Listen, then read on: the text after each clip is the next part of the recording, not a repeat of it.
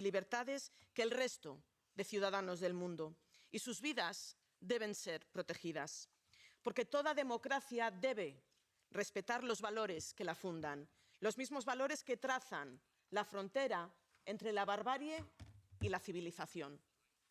No es momento de caer en batallas ideológicas ni de aplicar dobles raseros. La masacre de Gaza nos juzga ante el mundo entero. Fuera de nuestras fronteras nos preguntarán por qué las vidas perdidas valen más en Ucrania que en Gaza, o por qué importan más las resoluciones del Consejo de Seguridad de Naciones Unidas que viola Putin que las resoluciones que desprecia Netanyahu.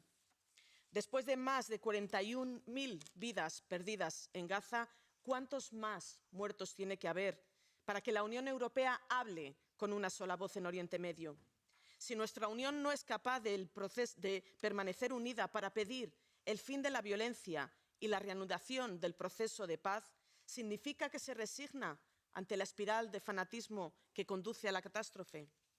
Después de un año de horror inaudito en el siglo XXI, debemos frenar la masacre en Gaza y la deriva irresponsable de Netanyahu hacia la guerra total. Netanyahu ignora el clamor de los manifestantes israelíes para que declare un alto el fuego que permita la liberación de los rehenes. Niega la entrada de ayuda humanitaria en Gaza y lleva sus crímenes de guerra al Líbano con total impunidad. Amigas y amigos, las meras palabras de condena ya no son suficientes. Es hora de desplegar todo nuestro poder para que el derecho internacional prevalezca. Revisemos el acuerdo de asociación con Israel. Sancionemos a los miembros del gobierno de Netanyahu que públicamente niegan la existencia del pueblo palestino. Y lideremos la imposición de un embargo de armas para que la Unión Europea no sea cómplice de la sinrazón de Netanyahu. Al mismo tiempo, debemos exigir al gobierno de Netanyahu una y otra vez la solución de los dos Estados, porque la única respuesta para evitar que la tragedia humana se repita en Oriente Medio es esa. Amigas y amigos, después de siglos de sufrimiento y exilio y del genocidio de más de 6 millones de judíos por la crueldad nazi, el pueblo judío alcanzó su sueño, un Estado propio. También hace mucho tiempo que el pueblo palestino tiene derecho a lograr su propio sueño, el derecho a su propio Estado, a un Estado palestino que pueda convivir en paz con el Estado de Israel. En los últimos 75 años, la sociedad israelí ha construido una democracia próspera, innovadora y emprendedora.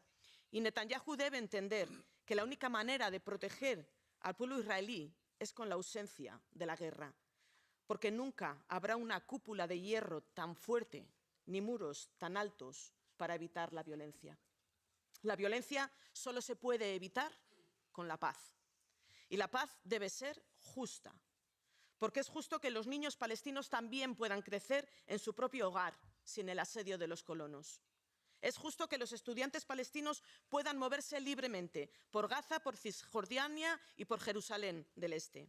Es justo que los agricultores palestinos puedan cultivar sus propias tierras. Y es justo que las familias palestinas puedan vivir en su propio Estado sin el control de un ejército extranjero. Ni la guerra, ni la ocupación, ni la expulsión son la respuesta. La única respuesta posible son dos Estados que vivan en paz. Y la paz siempre es posible. Si la paz fue posible después de siglos de guerras en el continente europeo, también puede y debe ser posible en Tierra Santa. Es momento de recordar, junto a nuestros amigos israelíes y palestinos, por qué estamos hoy aquí. El Parlamento Europeo no es fruto de una burocracia caída del cielo. Esta Cámara debe sus orígenes a la valentía, la personalidad y las convicciones de hombres y mujeres de distintas nacionalidades e ideologías.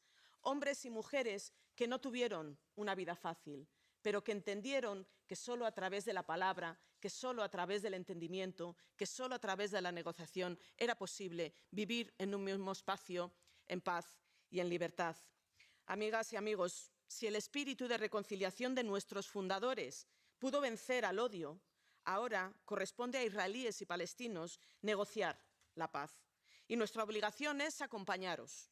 La responsabilidad de la Unión Europea como potencia que aspira a liderar una nueva era de prosperidad global es actuar unida para contribuir a una solución pacífica. Una solución para construir un Oriente Medio libre y sin odio. Un Oriente Medio donde los muros caigan eternamente y las armas callen para siempre. Un Oriente Medio de caminos abiertos, escuelas, hospitales y viviendas dignas. En definitiva, un Oriente Medio que al final se pueda llamar hogar. Continuad, continuad, fue el grito de Jean Monnet, el que lanzó a los europeos al final de su vida. Ahora os pedimos, para que el legado de Madrid, de Oslo y de Camp Davis prevalezca frente a las voces extremistas. Continuad para que las palabras que Isaac Rabin pronunció ante Yasser Arafat hace 30 años en la ceremonia del Premio Príncipe de Asturias en Oviedo nos guíen en el camino. Tenemos que trabajar en contra de la naturaleza humana que busca venganza, dijo Isaac. Intentamos convertir al enemigo en amigo. Lucharemos para impedir a esos enemigos de la paz que continúen derramando sangre, sembrando la muerte, el odio, el sufrimiento y la agonía. Seguiremos buscando una vida en armonía, una vida en igualdad, una vida en paz. Muchas gracias.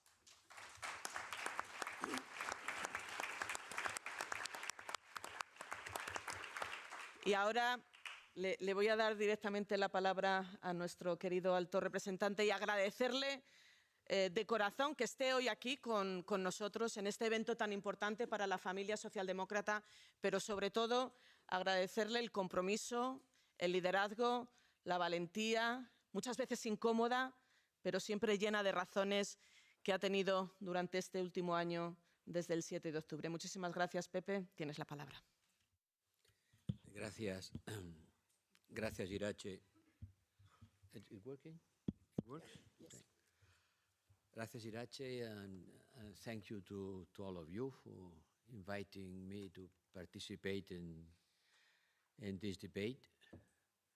Well, last week, with the anniversary of the 7th of October terrorist attack, has taken place in a process of ongoing escalation on several fronts, and the whole region in the Middle East is on the brink of an all-out war, unhappily. This is the trend, and this is the scenario. What we are living today is a new cycle of violence, hate, and revenge, which is increasingly engulfing the entire Middle East. These events have enormous consequences for the European Union. But in spite of that, unfortunately, we have not been able to influence the course of events due to our lack of unity. That's a fact. You can hear voices saying recognition of the Palestinian state, and others saying, no, that's not the moment. You can hear voices saying, stop selling arms to Israel, and others saying, we will continue selling arms to Israel in the same social democratic family. You can see votes at the United Nations, yes, no, and abstentions in almost every vote that took place about the Middle East crisis. I'm not going to go until the reason for this big divide.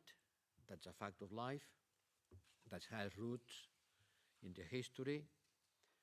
I prefer to look at the 5 dimensions of our foreign policy, the 5 limits or considerations in which we have to navigate. We have been trying to navigate on the last year. The first one, it's important to start with, is that Israel has a right and a duty to protect its citizens. As former Defense Minister Gantz recently wrote, the trauma of the Israeli society goes beyond the events of the 7th of October. It's not only the 1,200 people dead, 250 hostages, 100 of whom are still captive, but also the Hezbollah attacks on northern Israel, forcing 70,000 Israelis to leave their houses.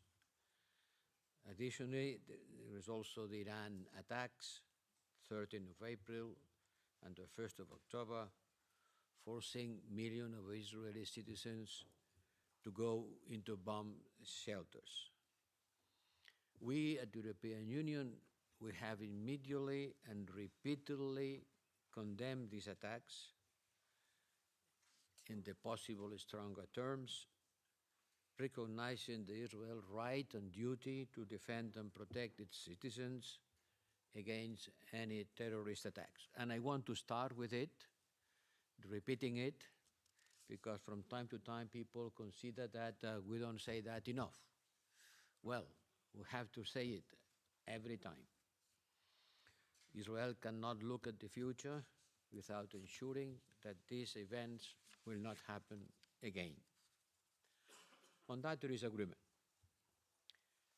The second dimension is the fact that every right has a limit. Nobody has an unlimited right to do anything.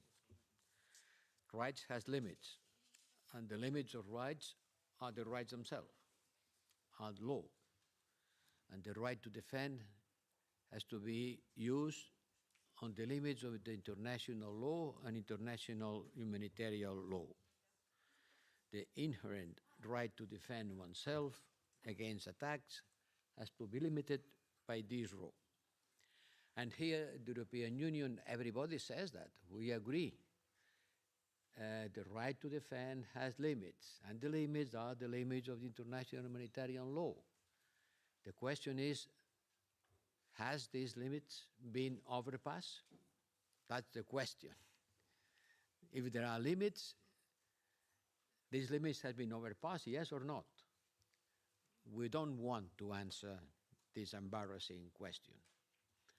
But when I hear the Defense Minister Gallant saying, I ordered a complete siege on the Gaza Strip, there will no electricity, no food, no fuel. Everything will be closed. They will be treated as animals. It certainly is obviously, it's evident that it goes further the right to defend. And when you listen to Kamala Harris, which is not being suspected of being a Zionist, anti-Zionist, saying yesterday in a tweet, on the last 2 weeks, no food has entered into Gaza. You listen to the United Nations saying that we are at the lowest level since the beginning of the war of the number of trucks crossing the border. It looks clear for me, at least, that the right to defend is one thing and the right to revenge is another thing. We cannot ignore the fact that the 7th of October was also the beginning of another tragedy and another horror, and one horror doesn't justify another horror. More than 40,000 Palestinians being killed in the course of Israel's military operations, maybe 100,000 injured, 60% of the buildings in the enclave destroyed. I mentioned Kamala Harris describing the situation. Almost the entire population of Gaza is displaced, malnourished, humanitarian access at the lower level, famine and disease spreading. Almost everything that makes the society function has been reduced to rubble. And these are facts. We are now increasingly seeing Israel replication, this conduct of war in the West Bank and Lebanon. The West Bank can become a second Gaza, and Gaza can become a second West Bank. And now even the Secretary General of the United Nations was warning that Lebanon can become a second Gaza. In the West Bank, which is under illegal occupation and where illegal settlers have been spreading terror among local communities with total impunity, we are now witnessing Israeli airstrikes and the destruction of civilian infrastructure, as the bombing of the Tulkarem refugee camp the other day, killing 18 people, the deadliest airstrike in the occupied West Bank in the last 20 years. This disproportionate manner in which the Israeli forces has been operating in Gaza does not bode well with the protection of civilians, neither in the West Bank or in Lebanon. And this has to be also denounced, and it has to be stopped. The third dimension is the delivering of humanitarian assistance. We have been the biggest provider of humanitarian assistance, 330 million to Gaza in the last year.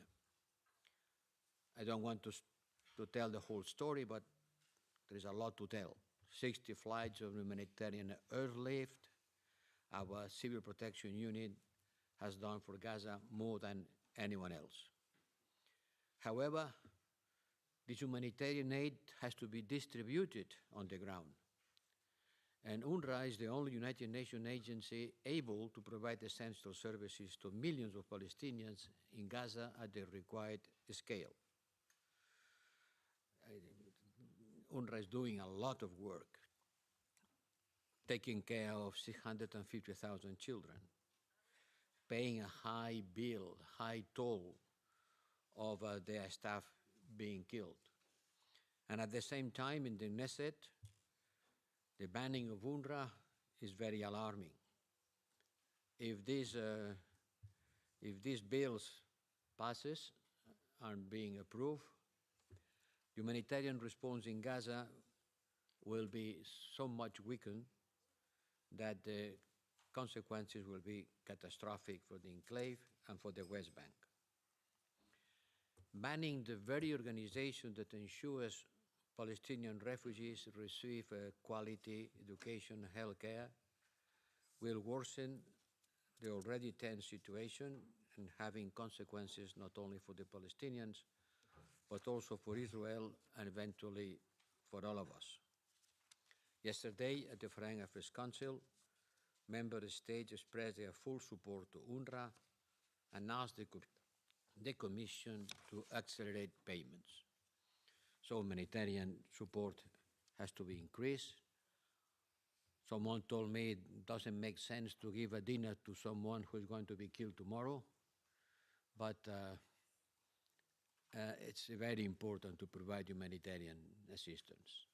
I've been in Rafah, and I've seen the more than 1,000 trucks waiting in the border, trying to cross the border. And I've seen also the big amount of things being rejected at the border because for one reason or another, they are considered dangerous. For example, a sleeping bag, green color, no,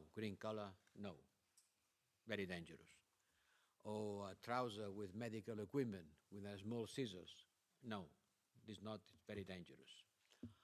Or solar cells or purification water systems which contain some electronic components or carbon. No, this neither. It's not an anecdote.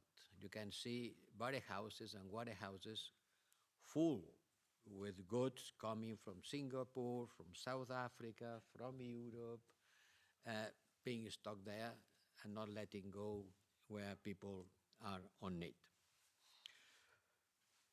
Then the third dimension is the political solution for this conflict. We can provide humanitarian support, we have to ask for a ceasefire, but we have to go back to a political process in Gaza and in Lebanon.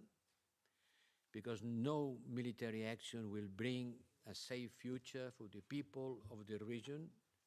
No military action can legitimate any solution. It can only be a political solution to the conflict. The conflict was caused by a political reason.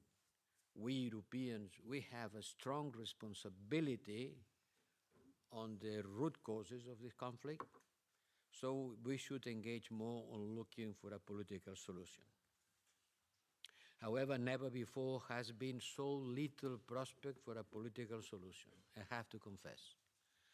Never before we have been talking as much about the problem and without having such a small, weak prospect for a political solution.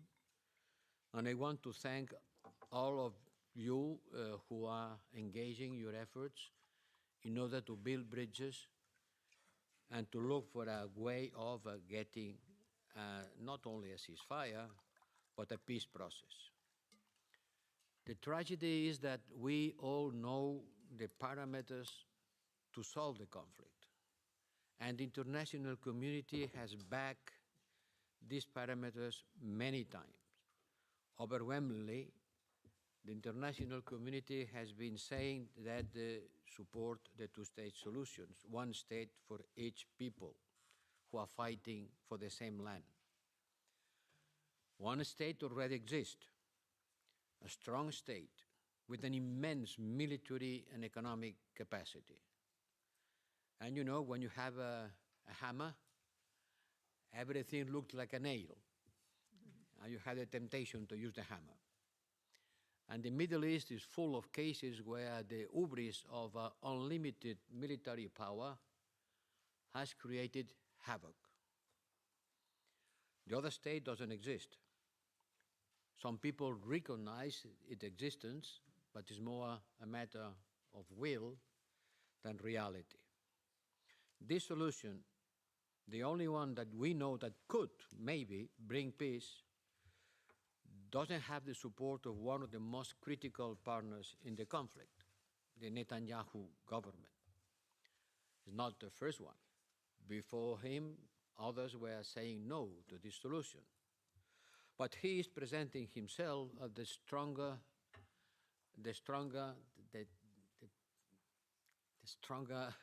resistance against the Palestinian state. This is also a fact, and we have to take that into account. But in September, on the sidelines of the last United Nations General Assembly, more than 100 members of the United Nations joined together to launch, under the chairmanship of Prince Faisal from Saudi Arabia and Foreign Affairs Minister of Norway, Espen Barth, a global alliance for the implementation of the two-state solution. We have been talking about it for more than 30 years, but doing not a lot to make it happen. Now we launch this global alliance as an umbrella under which each participant will contribute to incentivize the implementation of this solution with sticks and carrots. This will be another attempt to look for that happen. We will hold meetings in the next weeks, one in Riyadh, the following in Brussels, in order to foster the dialogue between the civil societies, between governments. On the 27th of October, we'll do a big event in Barcelona in the framework of the Union for the Mediterranean. And I know it may look naive at that moment of so much confrontation, so much pain, so much hate, to look possible to build bridges between the two people. But as Rabin told us, you don't make peace with friends, you make peace with enemies. You make peace with enemies that maybe tomorrow will no longer be enemies.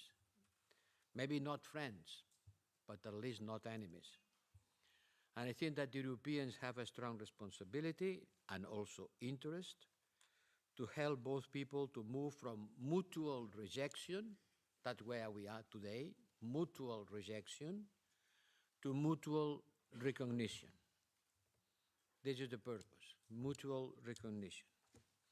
And the fifth dimension of our work on this year has been to avoid further regional escalation, without a lot of success, because regional escalation is happening every day. And let me say that we cannot abandon Lebanon.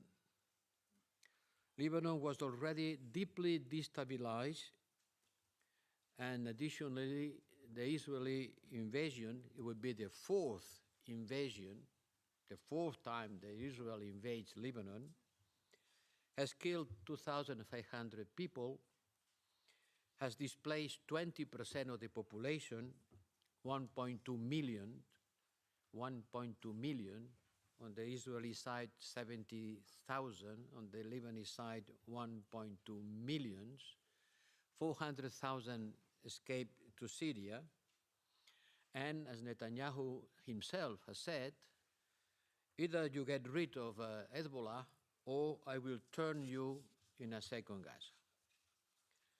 We have again mobilized money in humanitarian support, 40 million euros. This war will create enormous human suffering. It could spread to the whole region.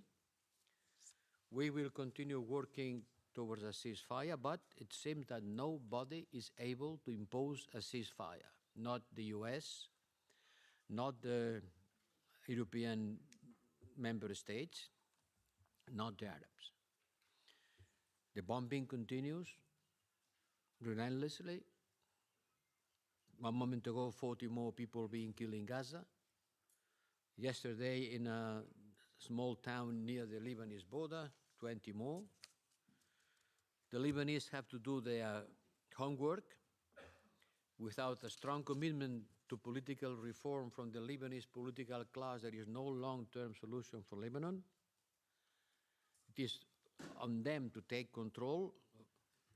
2 years without being able to elect a president. This is time to elect the President of the Republic. I start a process which has been stalled for more than 2 years. And this is the direct responsibility of the political class in Lebanon.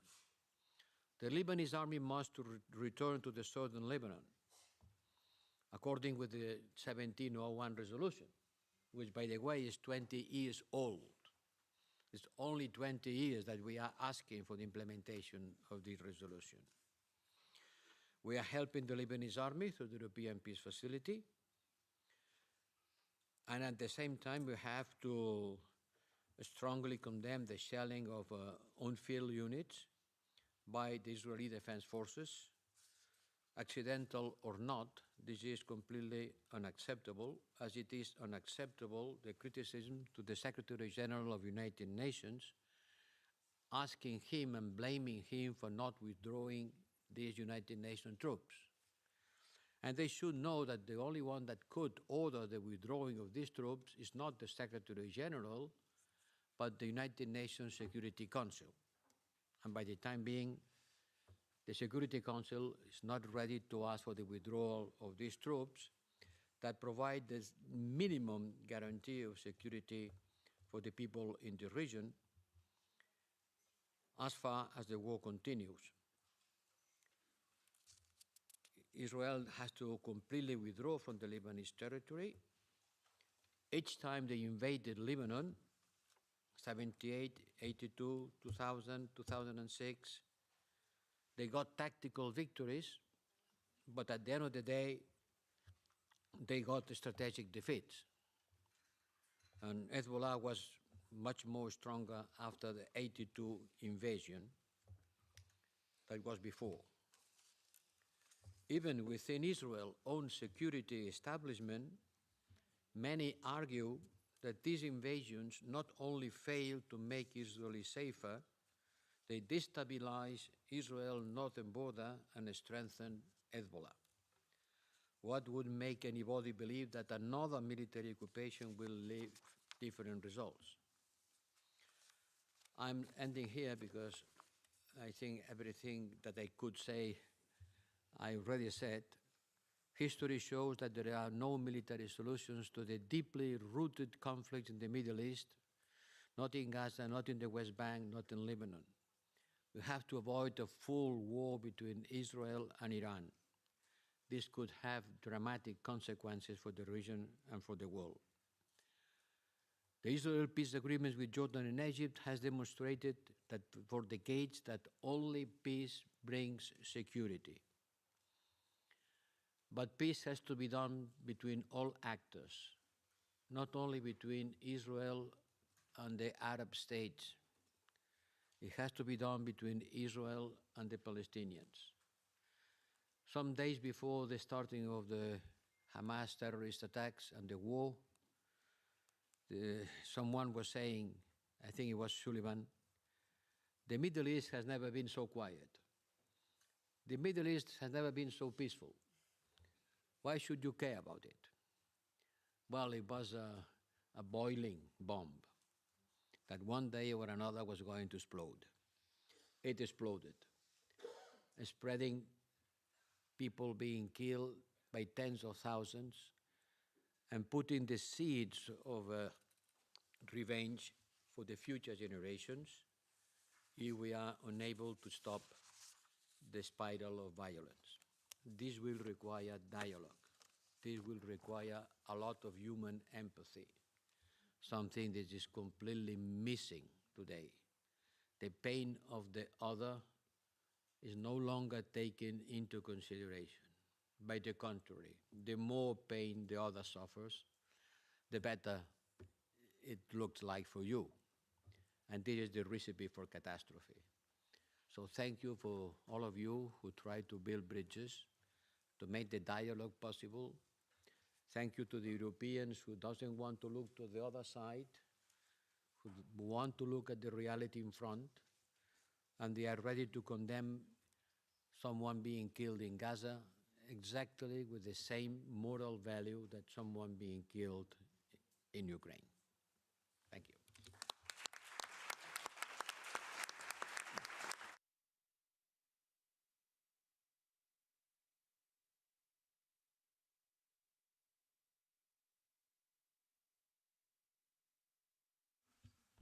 Thank you very much, Mr. Borrell. We all know that you have to leave. Thank you very much for your presentation. Thank you. Good work. Good work.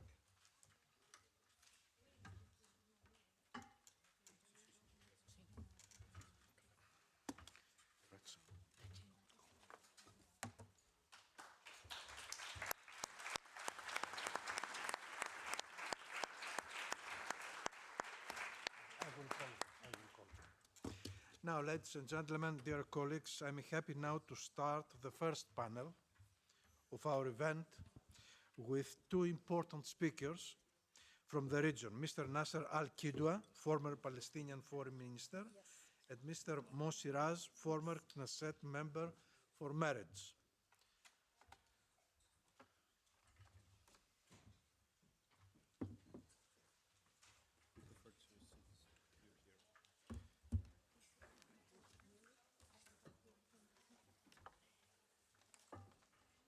Mr. Al-Kidwa has been very active advocating for a sustainable Israeli-Palestinian peace, together with former Israeli Prime Minister Ehud Olmert. We would love to hear from you about this. Mr. Al-Kidwa, you have the floor. Thank you, Mr. Chairman, and thank you all our friends. It's really a pleasure to be in the headquarters of the European Parliament, and to participate in such an important event organized by the S&D group in the Parliament. It was also a pleasure, a distinct pleasure, to hear Mr. Borrell speaking today, especially given the fact that the post might witness some changes. But this, I have to tell you, as friends, was one of my reasons why I wanted to be here. Because I believe that he took courageous, appropriate positions with regard to the conflict, not only to help the Palestinian people, and not only to help the Israeli people, but to help all the peoples in the region, and I think as important, to help Europe as a whole to play its natural role with regard to such very important situation. So, thank you again for the opportunity. And let me start by saying that, as you all know, we do have a big problem in hand. And it seems that it's not getting better. Actually, it's getting worse, much worse. Only recently, we have witnessed shooting at UNIFIL officers, UNIFIL soldiers, including some European soldiers. We have witnessed the implementation of a clear decision to destroy UNRWA, one of the important organs of the United Nations. And we have seen, I don't know exactly how to call it, but escalation, to say the least, of war crimes and genocidal actions against Palestinians in northern Gaza. As if everything that happened until now in Gaza was not enough, so we are seeing increasing intensity of such criminality in northern Gaza. Now, you can add that to what's happening in Lebanon, whether in the south or in Beirut as well, and God knows where the whole story might stop. Because in reality, Mr. Netanyahu, the Prime Minister of Israel, and his government do not want to stop. They want to continue because at least the Prime Minister sees it fit, sees it something beneficial to him personally for this war to continue as a way to avoid accountability before the Israeli courts and before the Israeli public.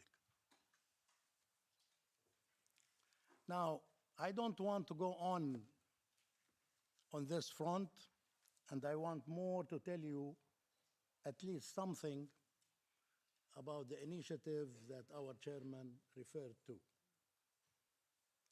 The joint proposal that we made, Mr. Ehud Olmert and myself, with regard to the conflict. First, I have to say that we did not present any complete initiative. We did not attempt to present any complete plan. We presented, as I said, a proposal related to three very important aspects of the conflict: the overall political solution, the necessity to stop the war in Gaza and how to do that, the future of Jerusalem as very important city to the whole international community. But in addition, we also called on the people in office to negotiate the additional remaining very important issues as well. Issues such as settlements, settlers, refugees, additional security measures, etc., etc. Because only people in office have the credibility and have the power to negotiate fully all the details and to present actually a comprehensive plan to be implemented. We saw our job as politicians, as leaders, to raise our voice and say what is happening is wrong, what is happening cannot lead to a better future, and we need to change course.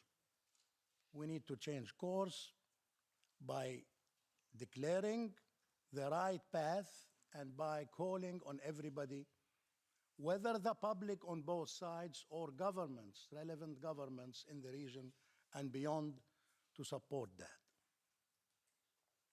Now, let me tell you a little bit about the three issues I referred to.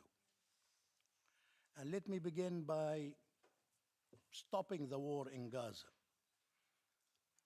as the urgent matter that we need to achieve. In this regard, we recalled, of course, the vision presented by President Joseph Biden, which he said enjoyed the support of the Israeli government, a vision that was incorporated in Security Council Resolution 2713, I think, something like that, which means, to avoid any misunderstanding, which means that Israeli hostages have to be freed, the agreed number of Palestinian prisoners have to be released, both while we have a ceasefire as an important step that need to be taken. And then it means the Israeli withdrawal from Gaza, and it means the establishment of governmental structure. And in this regard, we did propose the establishment of a transitional Council of Commissioners for Gaza Strip. Now, in our discussion with some officials, someone said, well, we support the Palestinian government to be responsible for both West Bank and Gaza Strip. Of course, great. Let's have this. We have no problem with that. But this is the minimum as we see it. The minimum that there should be a Palestinian governmental structure responsible for rebuilding Gaza and re-establishing the security there. And in this regard, we also proposed the presence of an Arab interim security presence, which is slightly different than an international force. We do believe that the latter has no future. Why? Because the US will not put boots on the ground, not only this administration, any other administration, and consequently, the friends of the United States will not put boots on the ground. And consequently, the United States, the UN Security Council is not going to adopt the plan, and we will be all stuck. So we thought the easier path would be an interim Arab security presence. And we use the word presence, not force, intentionally, knowing the difference, because there will be no military task given to this presence.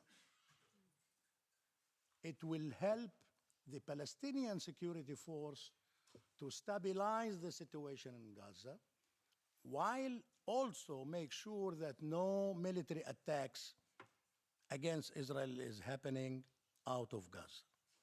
This, I personally believe, should be happened in a political manner, not in a fighting manner, in a political manner that would ensure that this is going to be the situation. But you know, things are interrelated in the Middle East. For instance, when we speak about an interim Arab security presence, we all know that there are requirements for that, political as well as practical requirements. I'll talk only about the political requirements. These are two. if we want an Arab security presence, we know that we need to establish, to fulfill two requirements.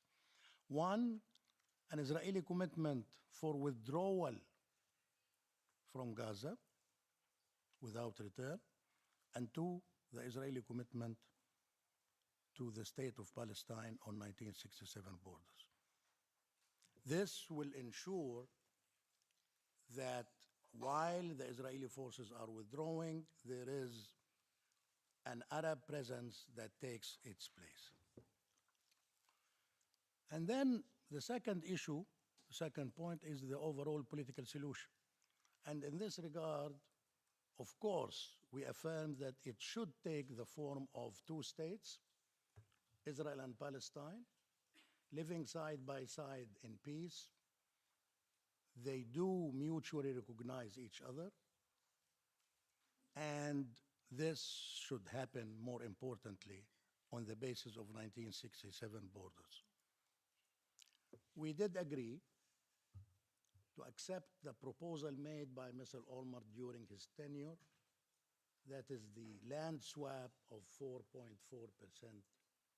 of the territory of the West Bank. It's being understood, while it is not there in the document, but it's being understood that the most important part for Israel will be the area around Jerusalem with its settlers and settlements that will be incorporated in the 4.4%. While for the Palestinian side, the most important will be the passage, the safe passage linking the West Bank and the Gaza Strip. The third issue is Jerusalem, as I said, and in this regard, we accepted the notion that there will be an Israeli Jerusalem and there will be a Palestinian Jerusalem, basically on the line of what was proposed by President Clinton in Clinton parameters. And then we also propose that the old city with its religious places should be placed under a trusteeship of 5 countries, 5 governments,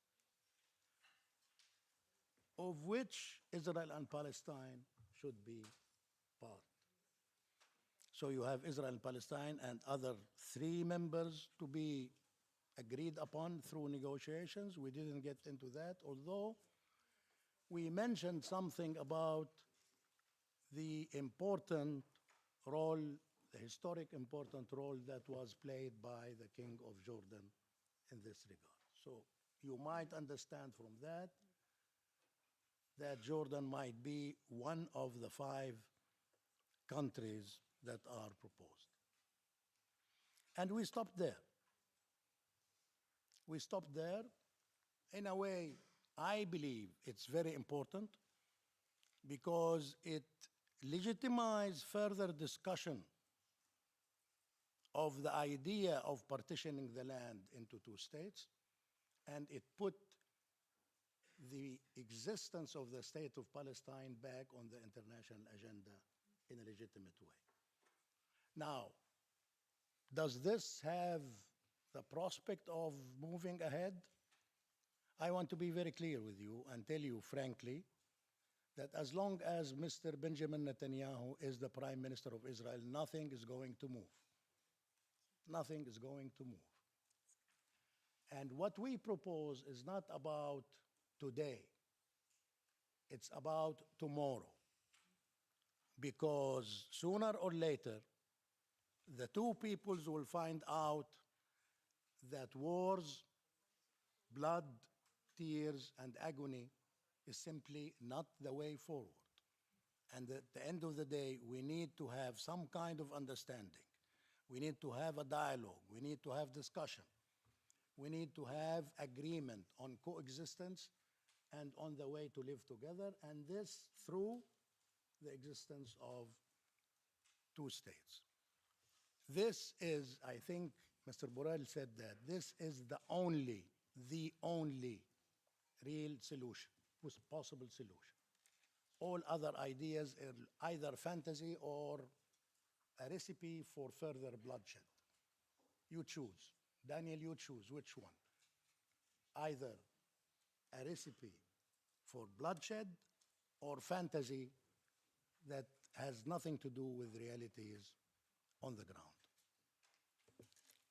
So as such, I think we did our share. Now we want to see the share of the public, and I think they will be positive. I do believe that. And we want to see the share of relevant governments. We want to see the share of Europe. This is the time to take positions, clear positions that are unambiguous, that they are straightforward, that they are strong enough to push things forward, and indeed to help achieving lasting and permanent peace in the Middle East. Thank you very much.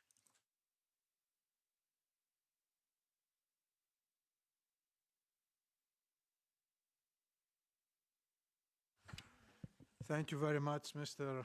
Al-Kidwa. Now I would like to give the floor to Mossi Raz, former Knesset member from Meretz and Secretary General of Peace Now, as well as Director of the non-profit organization Ir Shalem. Mr. Raz, you have the floor. Thank you. Good afternoon. First, I want to thank you, the organizers, to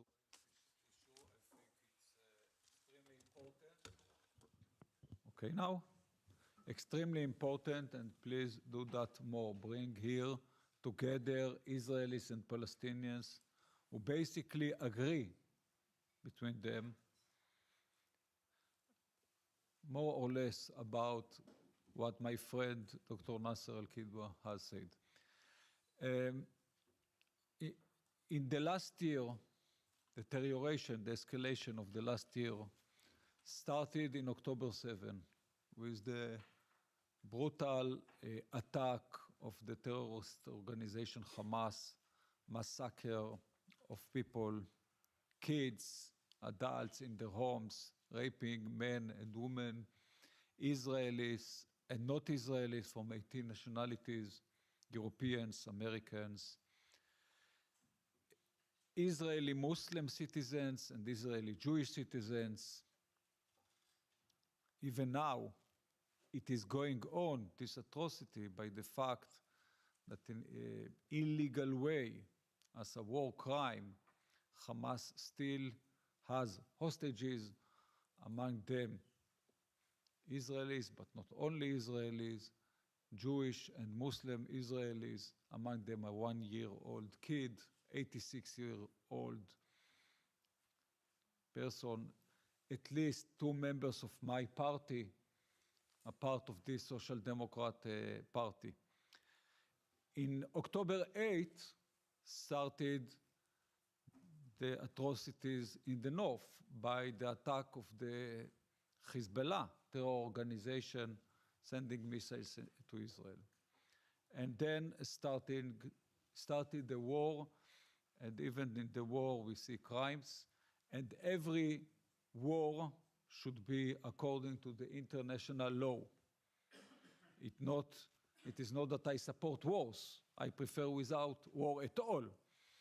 But if we have war, it has to be according to the international law, and it must end. I want to say here, in the beginning of my words, I want to mention the Palestinian citizens of Israel. We don't talk about them because we talk about Israelis and we talk about Palestinians. The Palestinian citizens of Israel suffer a lot in the last year. They had to be loyal to their nationality, to their Palestinian nationality, and they had to be national to their state, Israel. Tens of them were killed by the Hamas. Others were killed by Hezbollah. And they were loyal, 99.9% of them were loyal both to their nationality and both to their state, and both to the truth and to morality. And this is exactly what our social democratic family should do. We should not be divided. We should not be pro-Palestine or pro-Israel. We should be pro-peace, pro-human rights, pro-Palestine, and pro-Israel. This is exactly what we should do, and I hope this is what we are doing today. First, I agree with my friend, Dr. Nasser El-Kidwa. We have to bring this war to an end. And in bringing this war to an end, we have to reach today, like we demonstrate in Israel. We have demonstrations every day, but large demonstrations every Friday. עכשיו, now.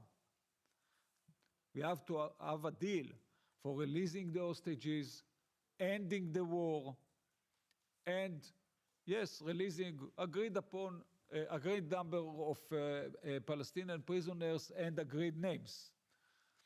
It's not easy, but this is a thing that we must do now. And we have to make, I think that the international community should let the world know exactly what are the problems with the government of Israel and what are the problems with the Hamas, who is not agreeing and in what, in order to make pressure on both of them to agree to this deal. But of course, this deal is not ending the occupation. This deal is not ending the hostility. And we want to go on to a peace treaty between the two nations. And I fully support the proposal of Dr. El-Kidwa and Prime Minister Olmert. This is an example, of course. The agreement can be a little bit different, like the Geneva Initiative, following the Arab League Peace Initiative. We all know what we talk about. We just have to make it, and it's not easy.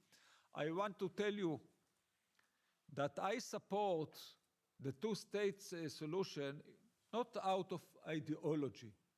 My ideology is securing human rights. My ideology is peace. My ideology is equality.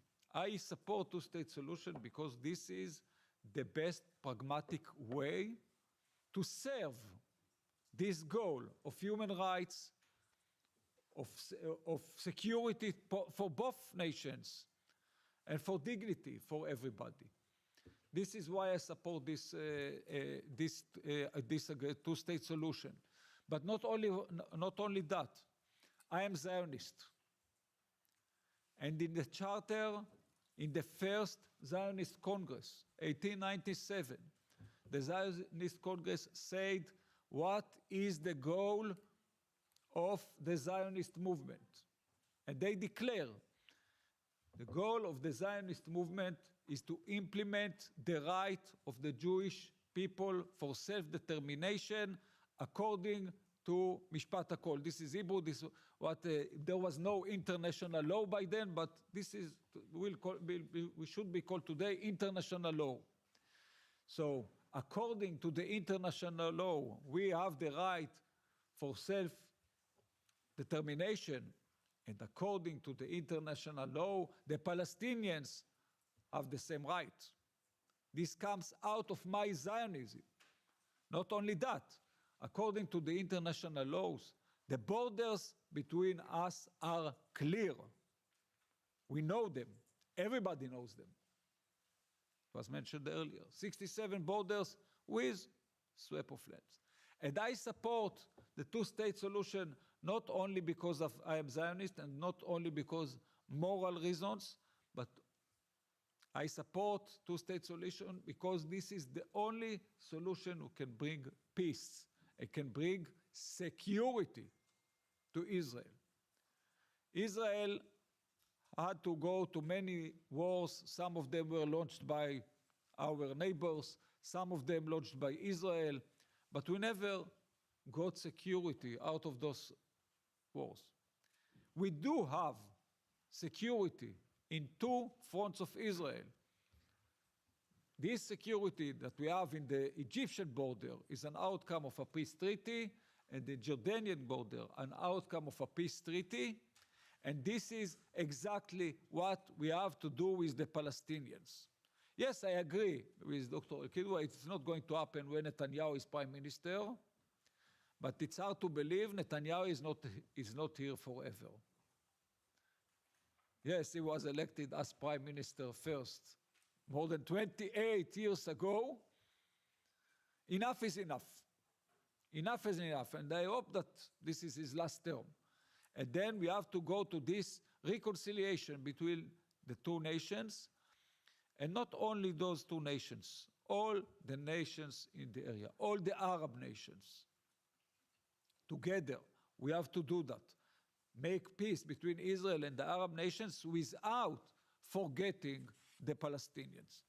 And this, what I want to ask our social democratic family, not to forget the hostages and their families, not to forget the kids who suffer right now in Gaza, not to forget the suffer of Israelis, Palestinians, and Lebanese, and help to build together this vision that I think we spoke about and we agree in 99% between us, and I think many Israelis and many Palestinians agree with us, and I think that if your proposal, Dr. El-Kidwa, will be presented by Israeli Prime Minister and Palestinian President, the nations will accept that. We can do that, and please help us to do that. Thank you.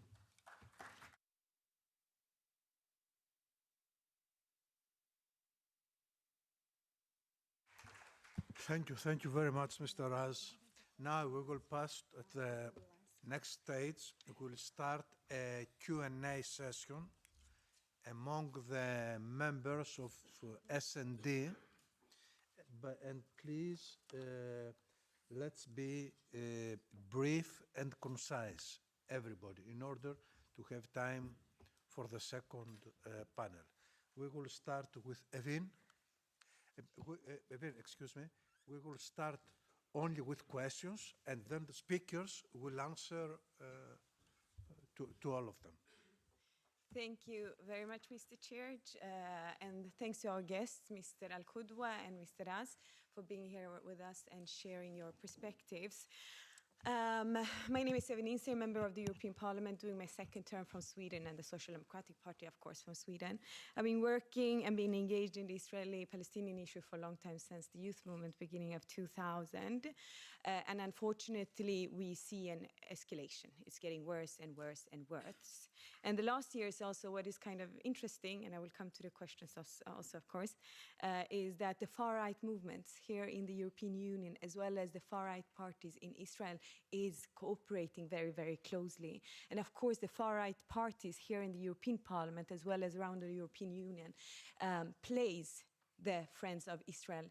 But what they do here in our union, it's very clear. It's anti-Semitic forces who have understood one thing, that they need to cooperate across the countries with each other to reach their far-right ideology.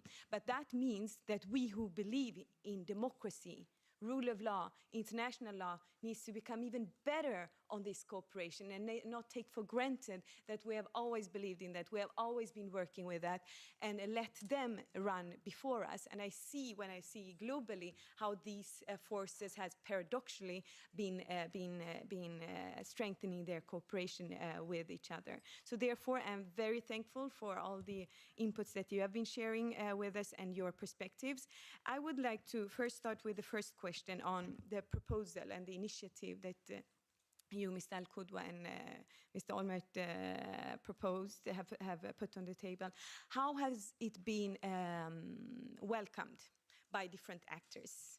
of course, actors in the European Union, as well as in the Middle East and of course beyond. So how has it been welcomed? And also among the population in Israel and Palestine, how is the state of feeling for and believe in the two-state solution? When I go to Israel and Palestine, which I have done the last years 40, 50 times, I more and more hear that the two-state solution is in the past, and there needs to be another solution forward. And of course, as a social democrat, when I'm asked the question, what do you think, what do you believe in, I still stick to the two-state solution, because as you rightly said, that is right now the most reasonable proposal on the table. But if we then stick to the two-state solution, how will we ensure that it will be according to the 67 borders when we look at the expansion of the settlements that has been taking place for so long time? And the Palestinian Authority has just been controlling a few percentage of those 21, 22% that 67 borders is putting the line of Palestine.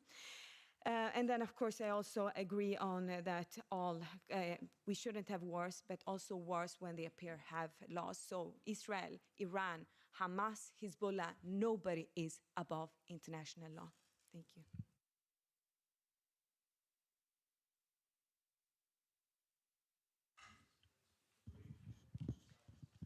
Yes. Thank you both for the people, for the speaker who have reminded us a very important detail that some of them we don't even know. I mean, unless we are covering every day Middle East. The peace plan, the proposal you have done was significant, and in fact, as already produced Mr. Kidwa, a change. There is a prime minister who is a technical prime minister in West Bank, but I have the feeling, and this is my question, that somehow the four nations who are running the talk on peace process have been requisitioning those peace process.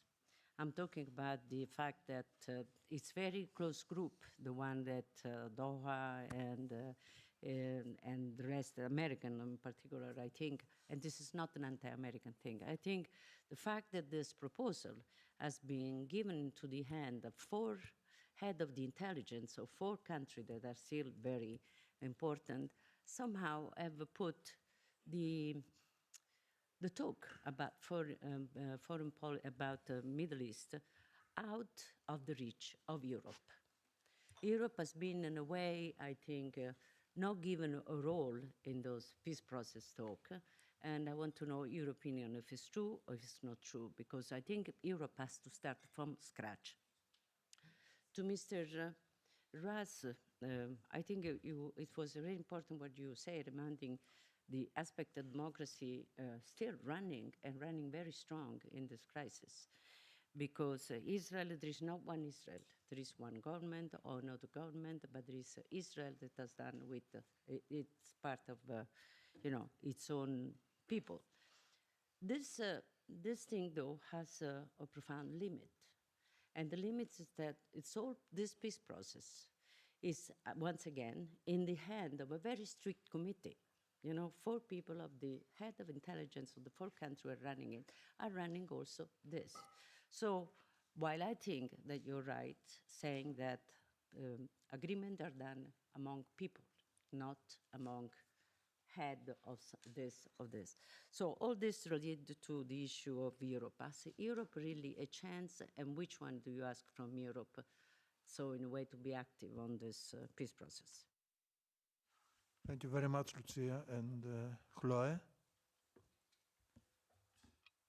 Yes, thank you very much, Yanis, and thank you to you both for being here. It gives us a lot of hope, I think, to see people like you from both sides not giving up on peace and justice. So thank you for being here. My question, I have two short questions. The first one relates to Evan's ones on the actuality of, the two-state solution, because we hear that this is a solution, from the past, and now the society both society has evolved. Palestinians don't want like a small a state that is not even, guaranteed in its territorial continuity. And we know that in Cisjordania you have also the problem of Israeli settlements and people that cannot actually be moved given the amount of people there. So, do you believe in the old two-state solution, the frontiers of 1977? It is our position, huh? But do you really believe in it? And what do you think of solutions, for instance, pushed forward by an NGO called A Land for All, which is like seems to be very ambitious plan, like a confederation with freedom of movement, etc., etc. First question. Second one, how can you mobilize and take some strength from the civil society in both your countries? Because we can see in Israel,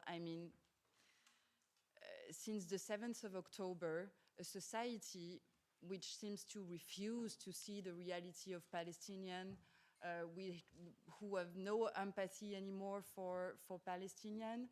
And we can see the strength of far-right movement with Smotrich and Ben-Gvir. But we can also see movement like Standing Together, organizing big demonstrations in the streets of Tel Aviv. How can you contain the far right in Israel? How can you make people see that their security will come from the liberation of Palestinians? And in Palestine, it's the same. How can you both work for having a society, civil society behind you? Because we know that Yasser Arafat and Yitzhak Rabin, the fact that the peace solution failed, it's because of extremism within civil society in the first place. So what can you say about this? Thank you. Thank you very much, Chloe. Mr. Al-Kidwan, did you want to start answering? Yes, thank you very much. In all frankness, neither Mr. Olmert, I think, nor I am, are really could be described as peaceniks. We're not. I'm not an old negotiator, and I don't know what this kind of slogans. I am someone who wants to serve the national interest of the Palestinian people as I see fit. And I think Mr. Olmert is more or less the same thing. I don't want to speak on his behalf, but I think we are trying to do what we believe is good for our peoples, irrespective of anything else, just by way of clarification. Now, the first question, how the proposal was received. Well, I think in terms of the public, most of the public, if not the overwhelming majority of the public, are silent. And I took this as a positive position. Because honestly, the people on both sides are tired, but they are also taken by their leaders to the idea of, okay, we'll teach them, we'll show them what we can do. So the fact that the majority are silent is indicative, I think. And I believe that the moment they see some real promise, something tangible, they will go for it, as Mr. Raz was saying. Had this proposal been presented by the Prime Minister of Israel and the President of Palestine, probably the overwhelming majority would have applauded, would have followed. So until now, it's like that, and I'll leave the rest, the governments, to the second question. Now, later on, the same colleague went on to at the end to wonder about the settlements, the future of settlements. First, let me make one thing clear. The existence of settlements or the big number of settlers does not make them legal. They are illegal and they will remain illegal and they have to go as a matter of principle. And nevertheless, if we can find solutions, we will implement solutions. And I think that part of our proposal, the agreement on the 4.4% of the land swap, is something that could solve 75 to 80% of the problem. Because as I said, it's being understood that most of the 4.4 of the territory that will be annexed to Israel will be in and around the area of Jerusalem, where most of the settlers are present. Now, if you want to ask me specifically about the settlers and the settlements and what about the rest, well, I can, but this is personal, this is not in the proposal. I can speak of a preparatory period with commitment to the two states a priori from the beginning. Let's make this clear. We need to learn from the experience of Oslo. One of the mistakes was that we did not agree on the end result from the beginning. So we need to commit to the end result, but nevertheless, there should be, in my opinion, a preparatory period. I don't want to use the term used before in the Oslo processes, and that should include a clear proviso on the complete freeze of settlement activities and the freeze on all governmental assistance to settlements, which will lead practically to shrinking of the settlement, shrinking of the project. The last part, I keep it now for myself, but I do have some ideas that could be negotiated later on. Your second, actually, question was about whether this two states is behind us and whether there is other proposals, and linked to that, there is the question about Mr. Dajani's ideas and stuff like this. Listen, with all sincerity, there is no other solution. There is the hallucination of one-state solution. There is nothing called one-state solution because by definition, the first part contradicts the second part. Solution means compromise, means agreement, means coexistence, means cooperation. One state means the total victory of one side over the other. If the Israelis win, they will achieve greater Israel and the Palestinians will become some slaves, irrespective of the hallucination about rights. And what rights? What rights? Look to the East Jerusalemites. They are not even nationals. Is East Jerusalem territory annexed to Israel? They didn't use the term annexation, precisely to avoid treating those people as nationals of the state of Israel. They are not nationals. They have ID as residents of the state. So you can imagine what would happen with the rest in this case. If the Palestinians win, they will dismantle, we will dismantle the institutions of the state, and we will build instead and set new institutions of the democratic Palestine instead. But that's going to be a totally different situation. Totally different situation. So it doesn't exist. I know that some liberals, whether liberals Jews or liberals Israelis or whatever, might support this. You know why, in reality? Because they are good people, because they believe in human rights. They believe that Palestinians have rights that needs to be respected. And nevertheless, they don't dare to say that those settlers, those Jews, do not have the right to settle in the West Bank, and they have to leave. They cannot do that. They can't say that. So what's the solution? The solution is one state. You remove the line, you remove the applicability, you cancel the applicability of Geneva Convention, you cancel the illegality of settlements, and everybody lives together in happiness and, for better future. Doesn't exist. There will not be happiness, there will not be a better future. Hatred will remain, and contradiction will remain, and killing will continue, and we will not have an end of this story. Something similar could be said to the other idea, two states in one land, or two peoples in one land, or something like this. I read it carefully, but I forgot about it later. I read it in Arabic, I discussed it in Arabic, and there are different versions, by the way. There are different versions of this. So it's not serious. Now, I could accept the ideas for someone that, okay, two states, but then we need to think of the relationship between the two states.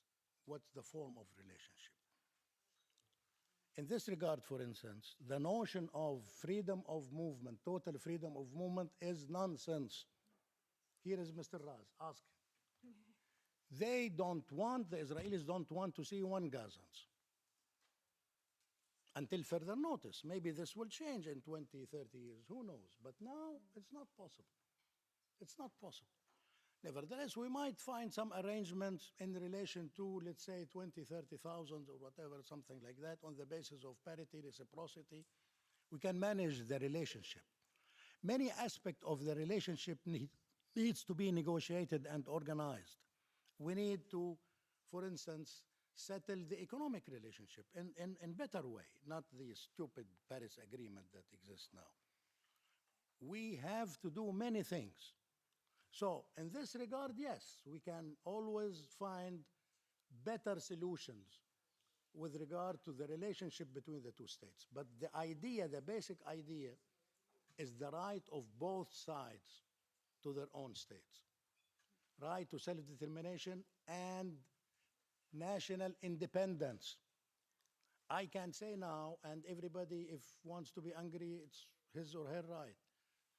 I do not accept the notion that Israel gives the Palestinian side their state. It's not like that. We have the natural and historic right, like any other people in the world. We have the right to our states that already exist, by the way, by virtue of Resolution 181, by virtue of the decision taken by the PNC in '82, by virtue of the historic rights of the Palestinian people as the indigenous people of the land, you name it. But we accept 1967 resolution as a basis with some modification, agreed upon modification. We said in the neighborhood of 4.4% of the territory of the West Bank. Now, the second question about why this was given to, I don't know, intelligence. Well, that's not true. I haven't met any heads of intelligence, neither Arab or non-Arabs, haven't. I know that in some Arab countries, the intelligence is the party that takes care of the question of Palestine, and probably they know it, and it's good that they know it, but I can tell you this. The first party that was given the paper, the proposal, was Joseph Borrell in his office, before it was formally announced. Mr. Al-Kidwa, this is the fact that this discussion is in the hand of the four head of the intelligence, the four nations that are discussing. It's public news. It's not something that have been, having under the Later table. on, it became public. Excuse me? Later on, it became public. Before it is announced, the proposal was given to Mr. Joseph Borrell Well, in that's his clearly office. that there is a political things, but the story is that this things is run by the head of the four nation involved with I'm it. telling you, it's not true. Well, I definitely, deny I to- don't think that that's fine, Mr. we take Olmert it. met with anybody of the head.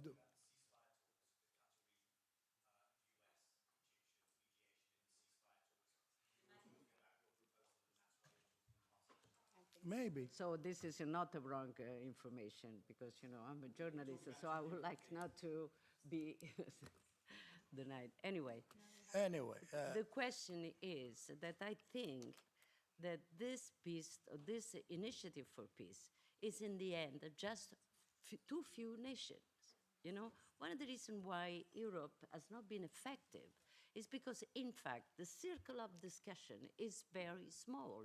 I wanted to know if you have this perception, and I want to know also if Mr. Ras has this perception. Well, we you know, are trying. The circle of discussion is so small. You see, We are like trying this. to do our best to overcome this. While I don't like, for instance, to speak about things that have not happened, I can tell you that tomorrow we are going to Rome with the idea. We requested an audience with His Holiness, and he's going to grant it, probably. And that would be a very important step forward.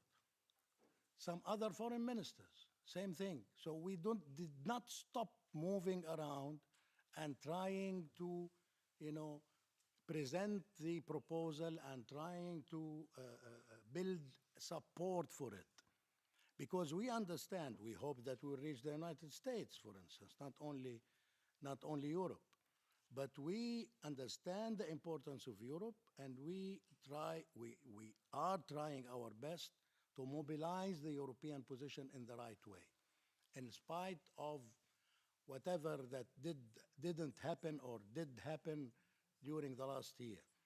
And the story, okay, maybe Daniel gave us an explanation. The story of the four heads of intelligence, neither Olmert nor I met with any of them. None of the four. The only Arab official that we met with was the foreign ministers of the United Arab Emirates in Abu Dhabi. And it was long meeting. That's it. No one else at all. Now, we would have hoped to meet with more Arabs and to have meetings with some Arab officials before the announcement, because that would have helped us doing certain things. Unfortunately, it didn't happen, but I think we will compensate with that. There are ideas now about collective meetings with some ministers, either Europeans or Arabs, and how to do that and where. I don't want to get into the details again, because I don't want to speak about things that did not happen yet. But your point is right one in terms of the principle that we have to work in an even-handed way, trying to mobilize the necessary support in Europe and in the Arab world and in the West generally. That we agree, and we are trying to do that. Thank you. Thank you. Now, Mr. Ras. Thank you. First, to the question about, I took all the questions together here. 1 state, 2 states, 10 states. I stayed at the beginning. The ideology, the goal is to secure the rights of everybody, Palestinians, Israelis. And it could have been 1 state or 2 states or even 10 states. But the 2-state solution is the only one who provide these human rights and the right for self-determination of both nations. Now, it's when I say that, 1 state we have now. There is 1 state. I think Mr. Borrell has said that. Then when I talk to colleagues, most of them Palestinians, but some Israelis too, and they say 1 state, Then I ask them, okay, and what? They say, democracy, one person, one vote. And then I ask them, what about the right of return? So they say, if they are Palestinians, they would say, no, no, no, there is right of return, but one person, one vote. But I tell them, but maybe majority doesn't like it. No, no, this is a condition. This is a condition that the Israelis will not accept. So I don't see it happens after so many years of war. Maybe in 100 years from now, but not now. But I do think that we have to be very flexible when we talk about this two-state solution. We had the Geneva Initiative. It was 20 years ago, 21 years ago. We have your proposal, not initiative, okay? Your proposal, which is actually take into consideration what was asked here about settlements. Because while in Geneva, the exchange is, the swap is 2.2%, you say neighborhood of 4.4.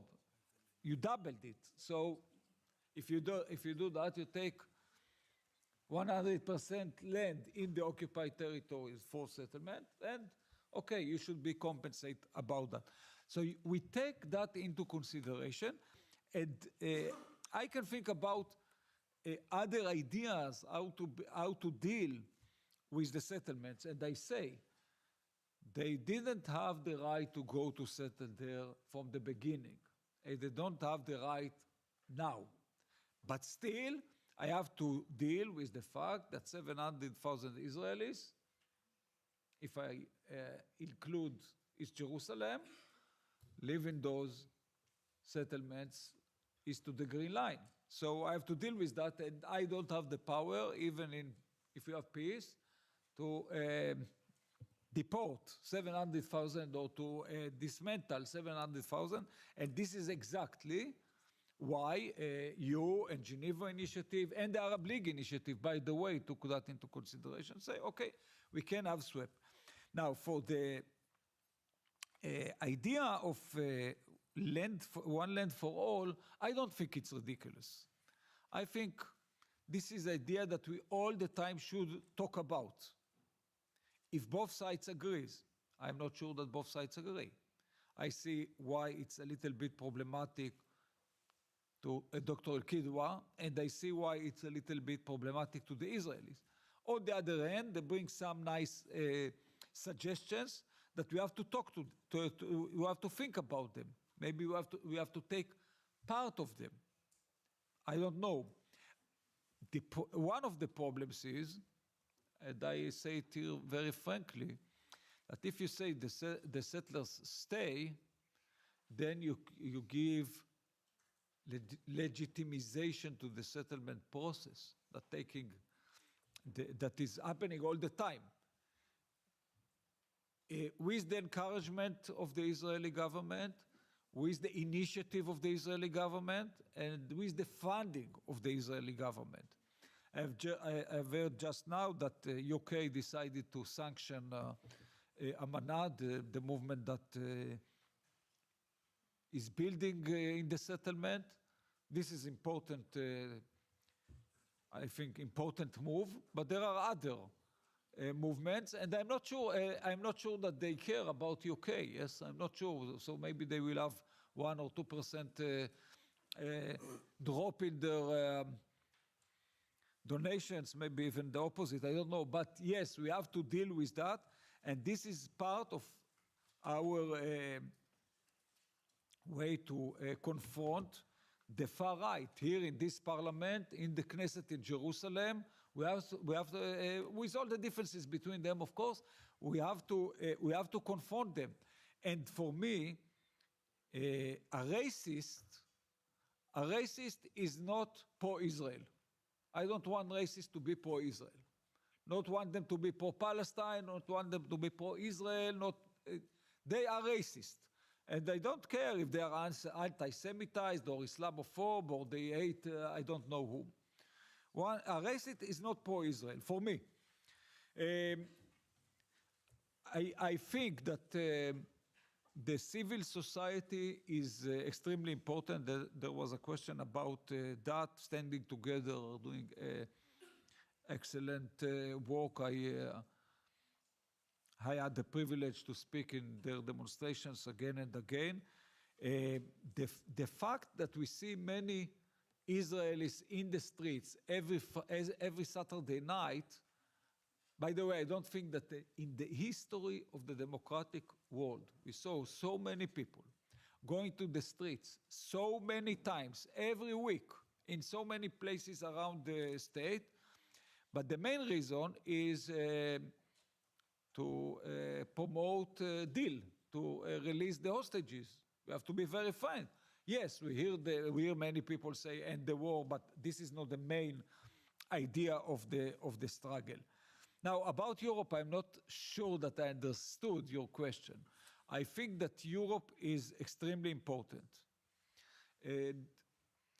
Europe, exactly like I said about the social democratic, should be pro-Palestine, pro-Israel, and pro-peace, and pro-human rights, and maybe nominate somebody to deal with that.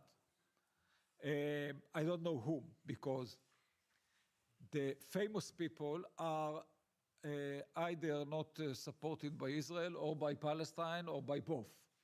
So we have to find somebody else.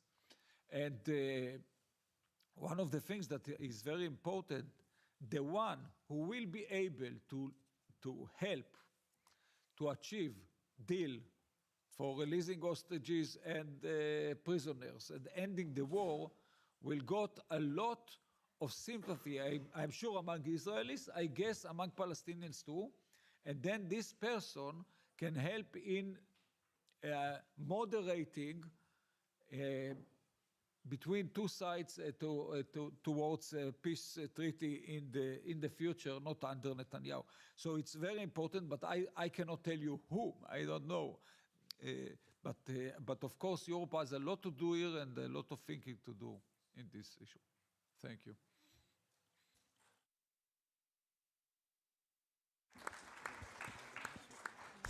Thank you very much. I want to thank our two speakers. Now we will pass at the our second panel. Since I have to participate at the Bureau meeting, please, Nacho, please have the floor and call our next speakers.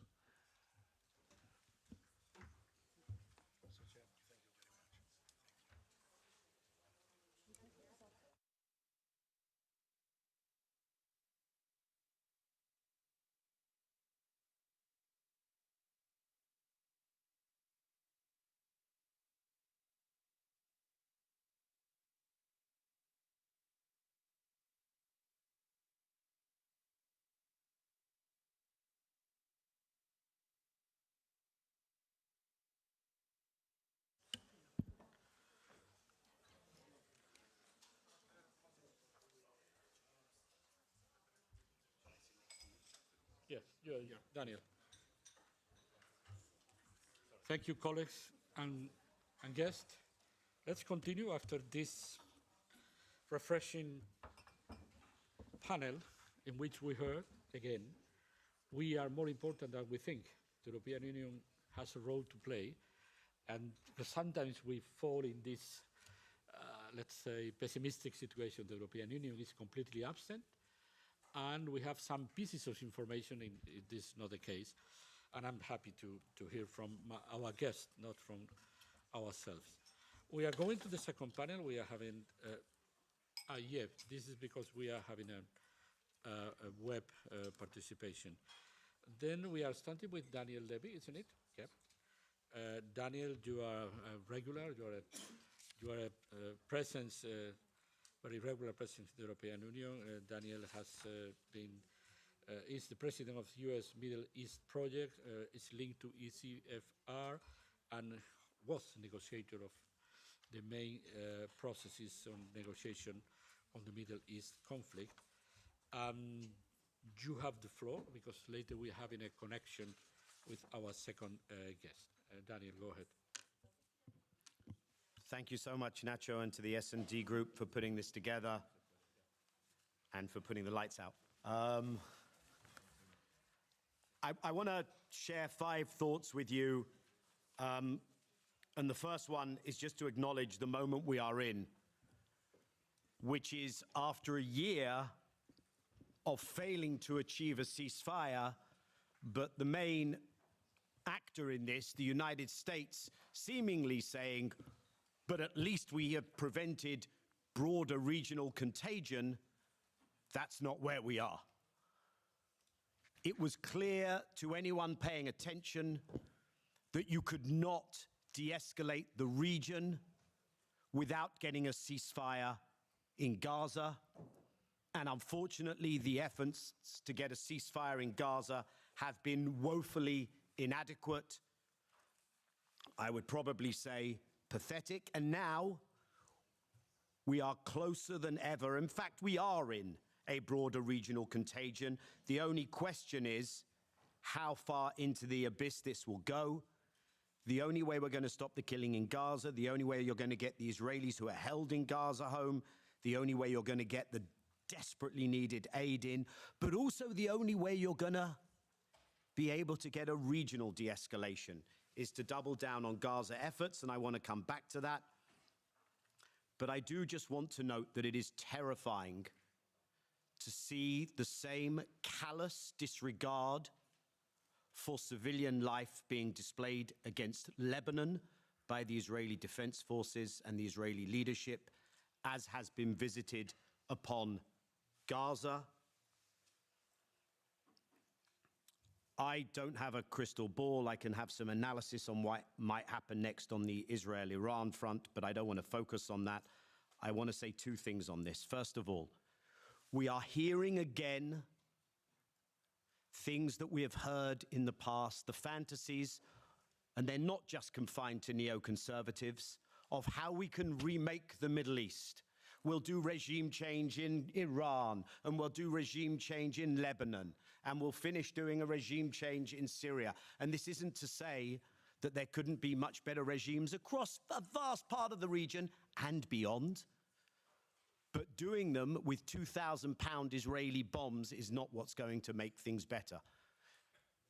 Benjamin Netanyahu went to the US Congress in 2002 and he told them, you do a war in Iraq and the whole region will be so much more wonderful. I don't need to remind anyone how that ended. What I should remind people, though, is that there was a European forward-leaning effort on regional diplomacy that created a lot of the backdrop to the eventual nuclear deal with Iran. If people remember, it was the E3, and it was one of Borrell's predecessors, Javier Solana, came from a very similar background, who laid the groundwork for that later success, and Europe needs to be back in the business of proactive diplomacy. My second point is about the events of October 7th, the Israeli-Palestinian expanse and what has happened subsequently. We have heard from other speakers about Israel's right to self-defense. I would go further than that. The Israeli state has the responsibility and the first primary duty to provide security for its citizens. The Palestinians have the right to resist a belligerent, illegal military occupation. Both of those things, Palestinian resistance and Israeli defense of its civilians, have to be done within the frame of international law. That's why we have international law. That's why there are rules which even frame the conduct of war. The right to resist does not include a right to kill civilians. Holding the pain of Israelis after October 7th very quickly had to transition to also simultaneously trying to prevent what was being visited upon Palestinians, because as has been said here already, on day 2, the intention to commit a war crime was announced by the Israeli Minister of Defense to cut all food, fuel, water, and electricity. Defense cannot be revenge, and revenge cannot be violations of the Genocide Convention or war crimes. Hence, the urgent measures called for by the International Court of Justice in the South Africa case and the request for arrest warrants by the Chief Prosecutor of the ICC. and permanent war will not bring security. And I just want to simply say the following. Anyone who thinks what is being done to the Palestinians is just, or is even primarily, just as in the only, is only or even primarily about guaranteeing Israeli security has not been paying attention either to the actions or the publicly stated intentions of the Israeli leadership. This is a political project. One can only make sense of the scorched earth and destruction being visited on Gaza, and not just on Gaza, okay? Pay attention to what's happening in the West Bank. As we move from city to city and we see infrastructure destroyed, this is about making these territories uninhabitable to Palestinians. Displacement, finishing the Nakba, as some Israelis leaders say openly, is something discussed. And it is so dangerous because when you go into a zero-sum place, it's very hard to get out of. And I would argue that, of course, this is hell for Palestinians, but Israel is digging itself deeper into a hole, and more Israeli vulnerabilities in terms of how is Israel absorbable in this region are being exposed. And right now, pay attention to what's happening in northern Gaza. You may not know the names of Israeli new security thinkers like Gershon HaKohen or Yaakov Amidror, but they have spoken about clearing northern Gaza permanently. I want to use my other comments to talk, maybe raise some thoughts about here, the body I'm in now, the European Parliament, and the role of Europe. Because my third point is that Europe faces an unprecedented crisis and security crisis in your own hinterland, in Europe. And this is happening at a time of desperately fragile global institutions, a fragile global framework, a fluidity as we shift towards multipolarity. International law is being challenged as never before. And as Iracha earlier from this podium said, we must ask ourselves, how does this look to the rest of the world? When we claim that we are upholding a rules-based system in one place, and it's nowhere to be seen in another. The president of your own commission spoke less than a week ago in very bold terms to a leader of a European member state, as Ursula von der Leyen scolded this gentleman regarding his stance on the atrocities we are all witnessing. And yet her stance on the atrocities we are all witnessing makes Europe weaker and more endangered on the international stage, supporting, running cover for those atrocities. It's not my job to advise the incoming HRVP who will replace Josep Borrell, and she is not from this political grouping. But if I were to offer friendly advice, it would be that if you want to maintain any European credibility, which the gentleman we heard earlier, Josep Borrell, has faced an uphill struggle in doing over this last year, then you would be well advised to take very seriously how the rest of the world views European positionality on this question. Don't be surprised when in the EU GCC summit in this town tomorrow, those states turn around and say, what now? What do you want us to say on this other situation on your doorstep? There's a situation on our doorstep. What are you doing about that? It's very sad to hear, I mean, it's very honest, but it's very sad to hear the acknowledgement of European irrelevance during this crisis. Irrelevant on the ceasefire front, irrelevant in plotting a future. But the irrelevance, as others have said, is not a decree from heaven. The irrelevance is a self-imposed thing because the leverage exists, the tools exist And let's just acknowledge there is an asymmetry of power in the Israel-Palestine situation, and therefore this is primarily about using that leverage with Israel, with whom you have the most extensive trade relations, including trade in weapons. You have an association agreement, etc. My final word on this is what this has done to the United Nations. A United Nations agency is in the midst of having legislation passed in the Israeli Knesset designating it a terrorist organization. That's UNRWA. That same organization is apparently facing the confiscation of its offices in Jerusalem in order to build an illegal settlement. The UN Secretary General has been PNG'd. 11 out of the EU member states chose not to sign a letter protesting this move against the Secretary General. UNIFIL troops, many contributing member countries here. It's interesting, we're hearing this, they're being used as human shields. That's familiar to me from somewhere. That led to the killing of 40,000 Palestinians, and still counting.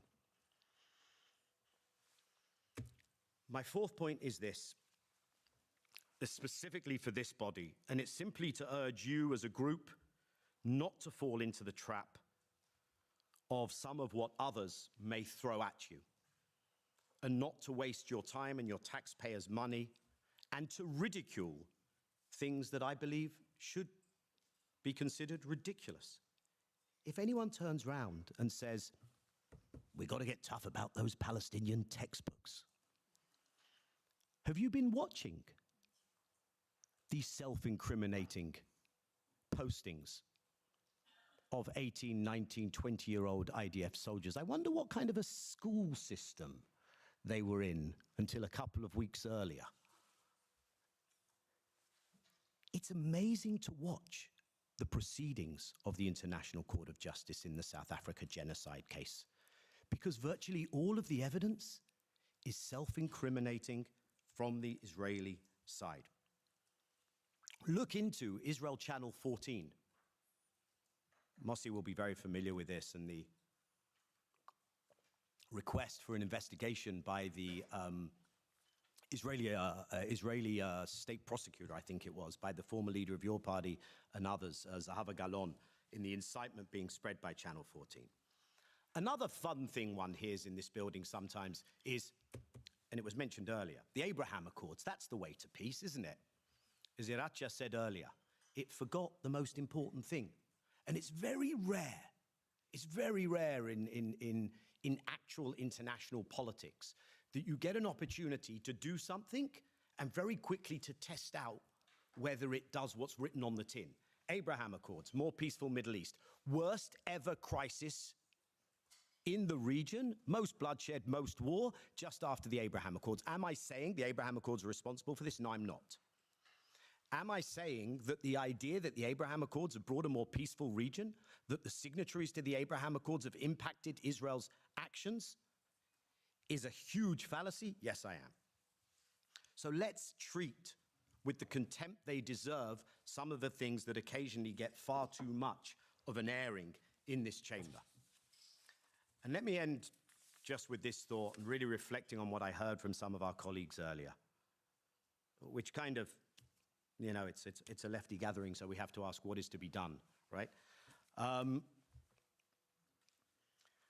what we've heard with conviction and in quite a compelling way is that we all know the parameters. It can only be two states, and anything else is naive, it's a fantasy, it's a recipe for more bloodshed. But I want to pause and question that a little. We need a future for Israeli Jews, we need a future for Palestinians that is better than what is on offer today. There is a Jewish right to self-determination, there is also an actual existing Zionism and Israel. And the history of that has been antithetical in reality to Palestinian rights and Palestinian existence. Now, maybe there's a way around this, but we at least have to acknowledge that partition, as voted for by a pre-decolonization UN in 1947, there were 55 states voting then, I think 33 voted in favor. Partition led to Nakba, because the state that was created under partition would not have had a Jewish majority. Oslo, the two-state effort at partition, led to the biggest land grab since the Nakba. The number of settlers has increased 5-fold since Oslo in the West Bank alone. Separation has led to the kind of dehumanization which allows what we see today and what we saw on October 7th to happen. The actual existing two-state model that we have of the PA is a Bantustan. There's a reason that 24 states at the ICJ advisory opinion hearings referenced apartheid, most notably South Africa, Namibia, and the African Union. There is a reason that in its ruling on that advisory opinion, the ICJ said that Israel was guilty of violating the Convention on the Elimination of All Forms of Racial Discrimination by practice of segregation and apartheid. That's the two-state model that we are moving towards. And what we have is, well, that's what we have now. Okay, I'll tell you. And what we have is a one-state reality. The position of the Israeli government, and in this, Nasser was absolutely right, okay? It can't be a zero sum. I don't believe in an Algeria outcome where it's Greater Palestine, no Israeli Jews. I don't believe in an outcome where it's Greater Israel and finishing the Nakba and no Palestinians. There was a vote, just to shift the attention to how fantastical and hallucinatory two states that sounds today. There was a vote in the Israeli Knesset on the 18th of July. Prime Minister Netanyahu, for spurious reasons, put forward a resolution. The resolution said there can be no Palestinian state. It said more than that, but that was the bottom line. Not one Zionist member of Knesset. Mossi is no longer a member of Knesset. And had Mossi have been there, I wouldn't be able to say this, okay? But not one sitting Zionist member of Knesset, not from Labour, not from Lapid's party, not from Gantz's party, obviously not from the governing coalition, voted against this resolution. In other words, said yes to two states. Now, I'm not therefore saying that the only possibility is one state. What I'm saying is, there is an opportunity to look at the reality hard and say, maybe we can still undo at least the 67 occupation. Maybe we can't, and it has to be a South Africa equality outcome. But to suggest that somehow there's still this easy two-state thing out there to achieve doesn't do justice to the difficulty that we are facing. And therefore, I'm not here to try to sell you on either of those solutions. What I want to suggest is, until there is a different incentive structure in play, until there is a different cost-benefit calculation on the side of the more powerful occupying party denying Palestinian rights, until that exists, we won't know. We won't know whether evacuating settlements or according Palestinians equality is more possible. We also need the Palestinians to speak. We don't have a Palestinian leadership which represents its people at the moment. Nasser is not part of that leadership. I'm not saying anything prejudicial towards Nasser in saying that. And I say this because I believe that we have just been handed a new tool to get away from this debate of which is more of a hallucination. The tool we have been handed is the advisory opinion offered by the International Court of Justice on the 19th of July, codified in a UN General Assembly, because of course it couldn't get through the Security Council, codified in a UN General Assembly resolution 126 126-26. And what that tells us is the entirety of the occupation is illegal, and that all third parties, all states have a responsibility not to be complicit in that ongoing illegality. And that poses questions to a Europe that claims to be normative, to a Europe that claims to be an upholder of international law. Europe managed to, as someone mentioned earlier, split its vote 3 ways in the General Assembly: fors, againsts, abstentions. You guys aren't a majority in this parliament, I know. But there's room to pose the question, what would it mean for Europe to be in compliance with international law, to be in compliance with an ICJ ruling, to be in compliance with Resolution 126-26? And if the Commission is incapable of coming forward and doing that, and if you can't get a majority in Parliament to come forward and do that, nothing prevents people in this room and outside of this room saying, well, we're going to commission a study, and we're going to take the results of that study, and we're going to argue for how our institutions can be in compliance with international legality on this question. Thank you.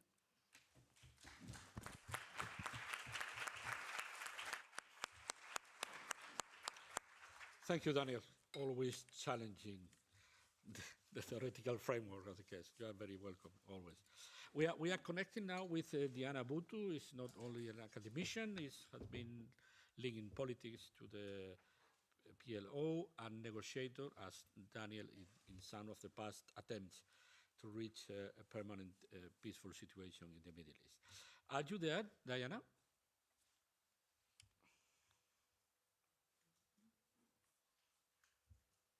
Diana?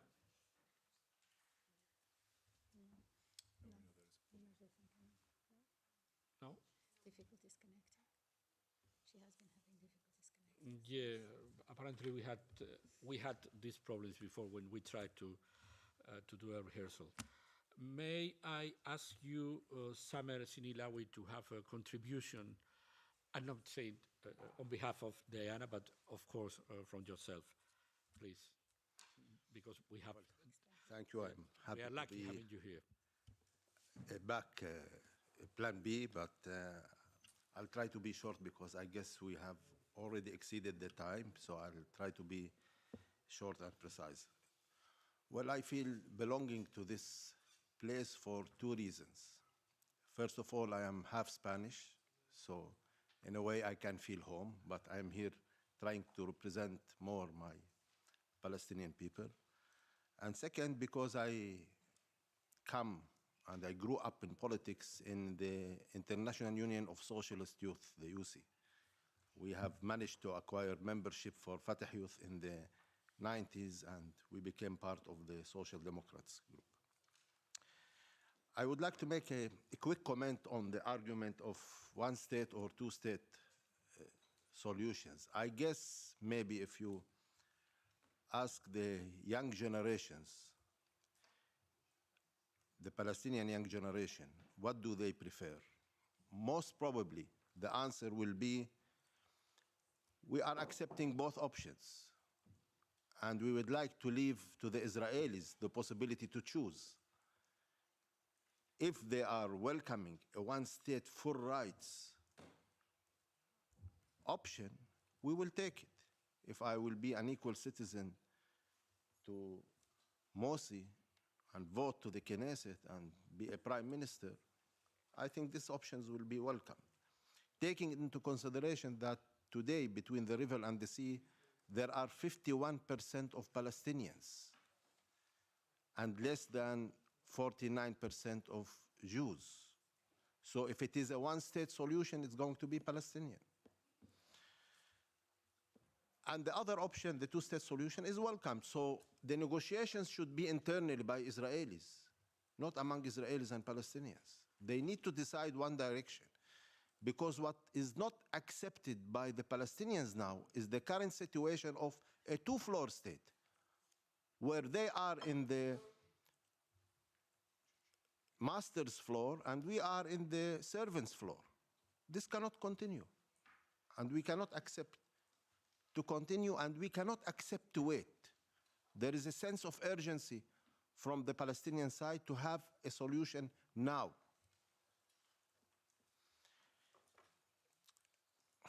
I think during the last year we have witnessed two things: the collapse of the international order. This is left only in the books of those students who are trying to acquire a degree in political science or international law, but in politique real, it's not there. And we have witnessed a total moral collapse worldwide. And what I am seeing here in this house also frightens me, because, and here I would like to differentiate between Benjamin Netanyahu and Israel and Israelis, because the two things are not the same. Please try your best that Bibi will not transfer this house into a circus like he has done in the Congress. The Congress is becoming Bibi's Netanyahu circus, and we have seen this during his speech. And there is a trend now here that is going into this direction. This needs to be the fortress for the values. And among the values, since we are in a social democratic family, is democracy. And this brings me to another point that I would like to bring again, which is the way Europe is looking into the Palestinian internal issues. When I was in the UC in the 90s, in the mid-90s, I was in the 20s. Abbas at that time, he was in the 50s. And when we used to go and meet him as young leaders of Fatah, at the end of each meeting, he used to tell us, you are the leaders of tomorrow. This damn tomorrow never came until today, and we are still waiting. You're still the leaders of tomorrow. Okay. All those young politicians of the UC family entered the parliament, became ministers.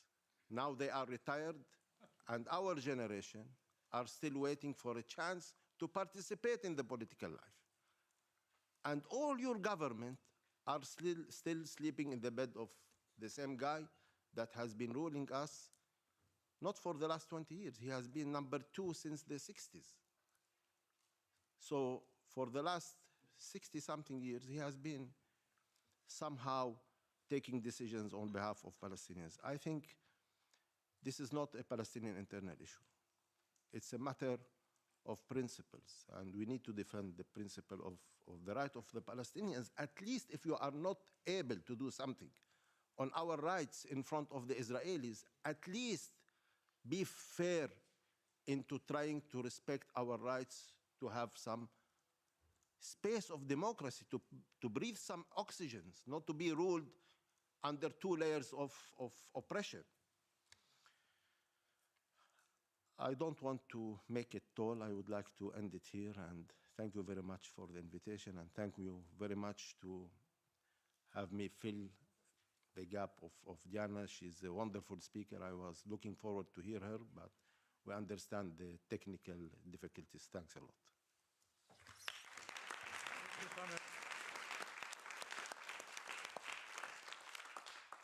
Thank you, Samer. Evi, you asked for the floor. Yeah, the questions. Yeah. Okay, please. Yes. Well, okay. Thank you very much, Nacho, for giving me the floor, and thanks to our guests for their initial remarks or inputs. I am happy, of course, to see that there are more UC veterans here in this conference. I was myself active in UC just a couple of years ago, Secretary General, and worked quite a lot with both Meretz, young Meretz, of course, young labor, with Fatah Youth and with Al-Mubadara, the different organizations in the region, not at least on this topic, of course. I want to maybe first just a thing on the UNRWA. I think it's good you brought it up, Daniel, about the issue of UNRWA, because this is an ongoing discussion here in the European Parliament. It feels like every year we put a lot of energy and focus on the textbooks. It's quite interesting because I once raised it with an Israeli friend of mine from Meretz, and he said, even next time, ask your colleagues from the conservative, big part of the liberals, and of course the far right, have you looked into Israeli textbooks also? Because the Israeli textbook, one of the issues that has been raised is that Palestine do not exist in the, Israel doesn't exist in the Palestinian textbooks, but Palestine doesn't exist in the Israeli textbooks also. And if we say, okay, put Israel in or put Palestine in, which I think we should, to both sides. But then we also need to say according to 67 borders, for example. Otherwise, it will be impossible for any of them to put one or the other into the textbooks. But of course, as soon as we raise that there are problems within the Israeli textbooks also, many of our colleagues are closing their eyes. In addition to that, we already know also many of the allegations have shown to be not truth at all. I also want to thank you, Daniel, for helping us to mobilize in this parliament, because it's not easy many times as social democrats. But with your help, we are able to also mobilize sometimes people, not at least in the liberal group here in the parliament. But my first question concerns the solution, two states or one state solution.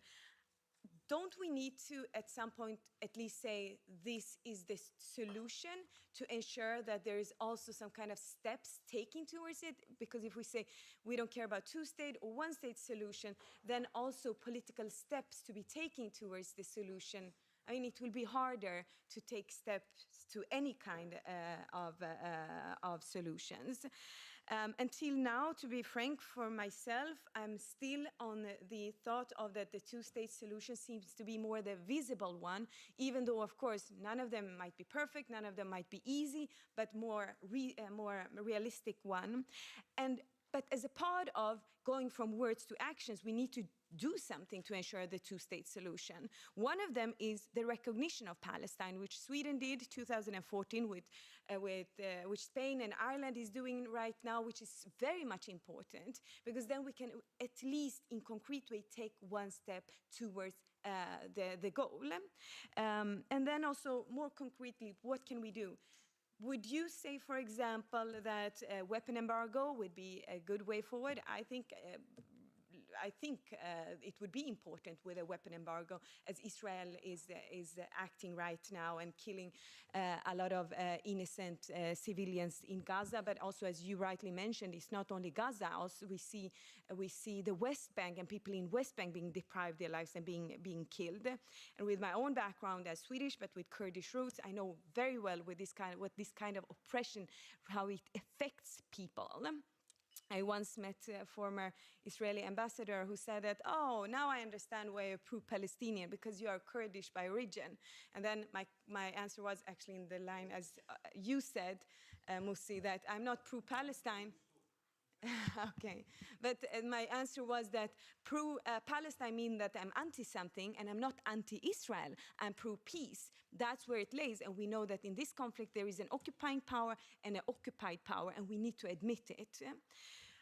So weapon embargo, EU-Israeli association agreement, to freeze it, to suspend it, and of course also we have been calling for sanction against Ben-Gvir and Smotrich.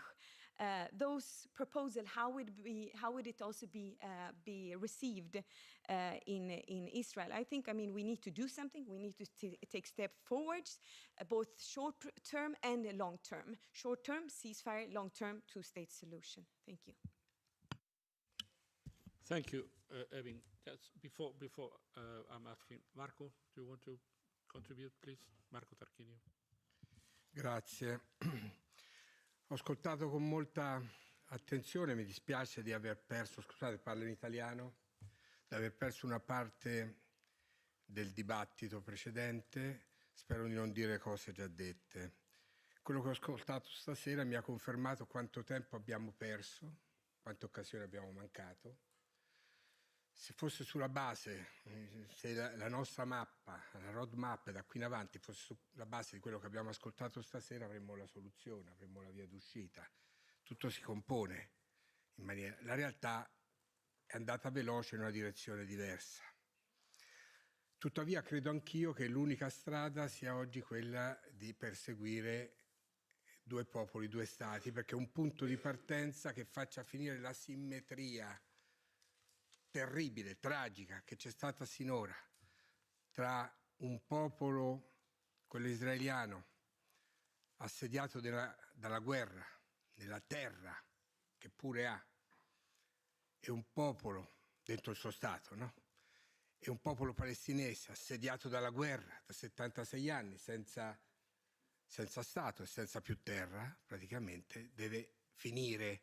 È chiaro che conta il mutuo riconoscimento, ma se la comunità internazionale, a partire dall'Europa, non è in grado di esprimerlo, questo riconoscimento, condizionando il gioco politico a due, non si va da nessuna parte o si continua con lo schema dei due eserciti in guerra, quello organizzato e quello dei razzi, delle milizie e degli attentati terroristici.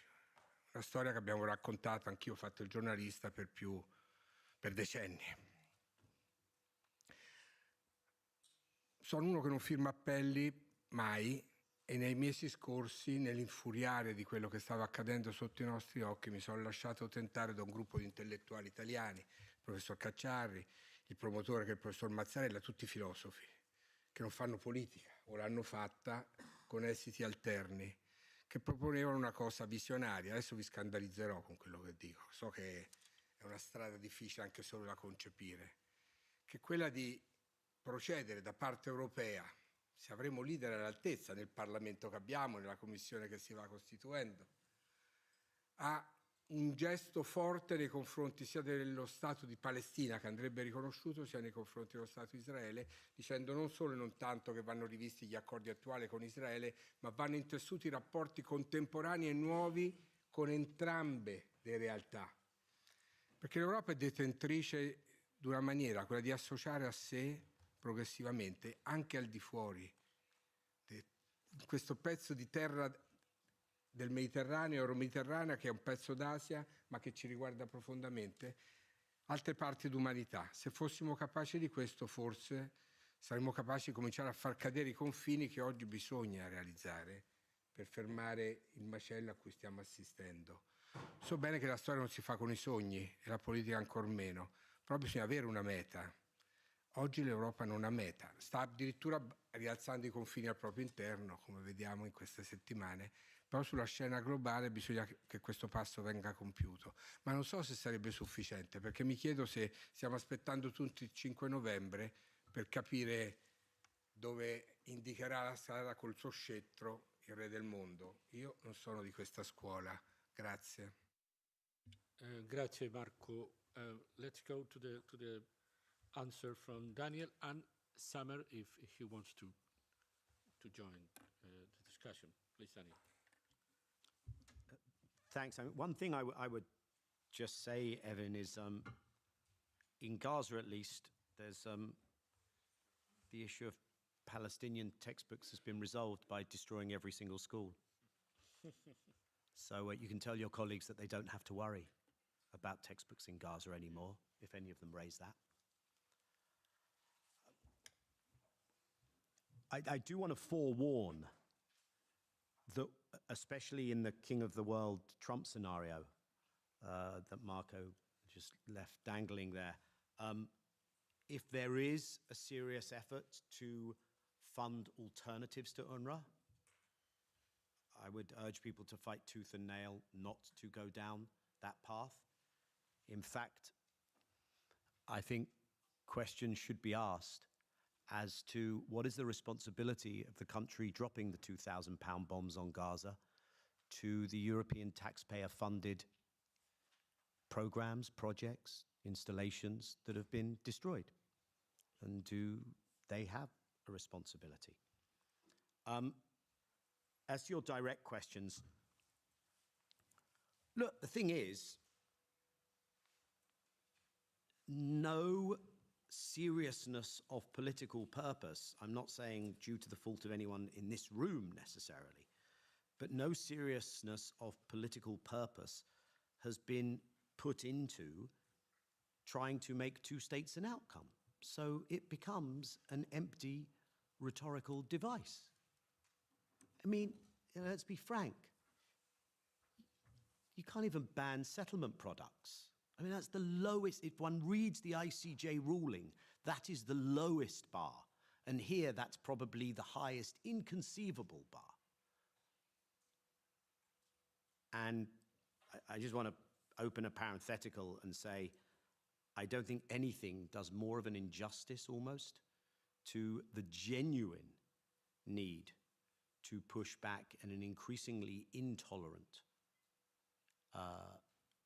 period in the world against anti-Semitism than this conflation, than the misappropriation and misuse.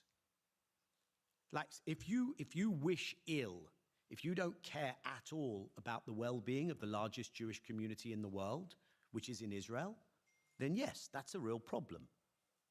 But that's not about the state structures or the policies that that country pursues. So anyway, I'm just saying that lowest bar of a ban on settlement products, or even more seriously going after rules of origin, are those being respected so that there is absolutely no contagion of the illegalities of the settlements in anything that is enjoying the benefits of the free trade agreement?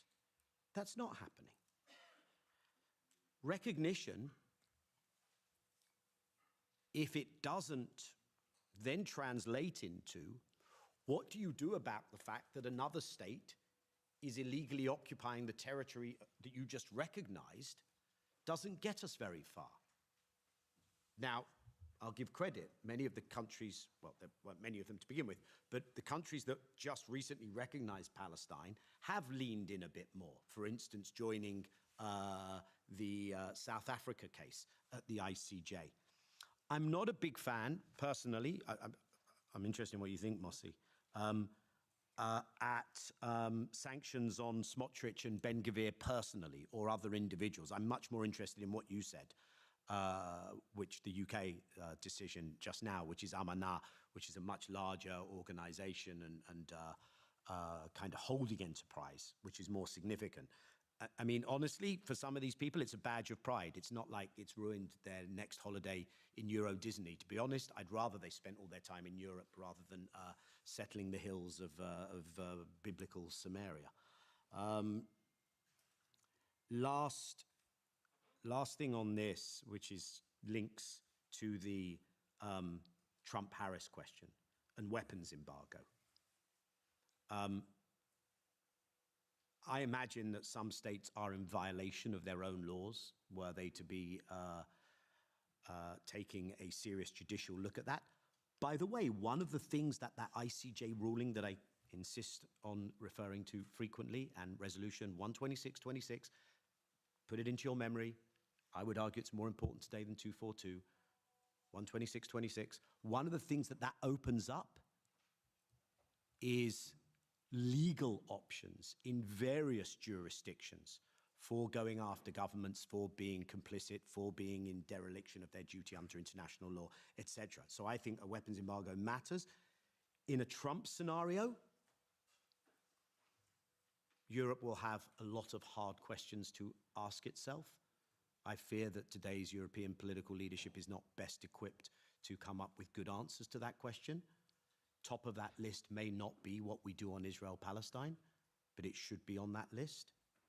In a Harris scenario, I would argue that giving tools to parts of the Democrat Party, to probably some who will be in a Harris administration, by saying, look, this is what other states are doing, giving tools to those who will continue to bring legal challenges in the US, that's a good idea. I think where you are is essentially you've used all the carrots, right? You've given Israel all the big juicy carrots. And all you have left to bring to the table is these scrawny kind of half rabbit-eaten, molding carrots. And does anyone believe that that's going to change the Israeli calculation?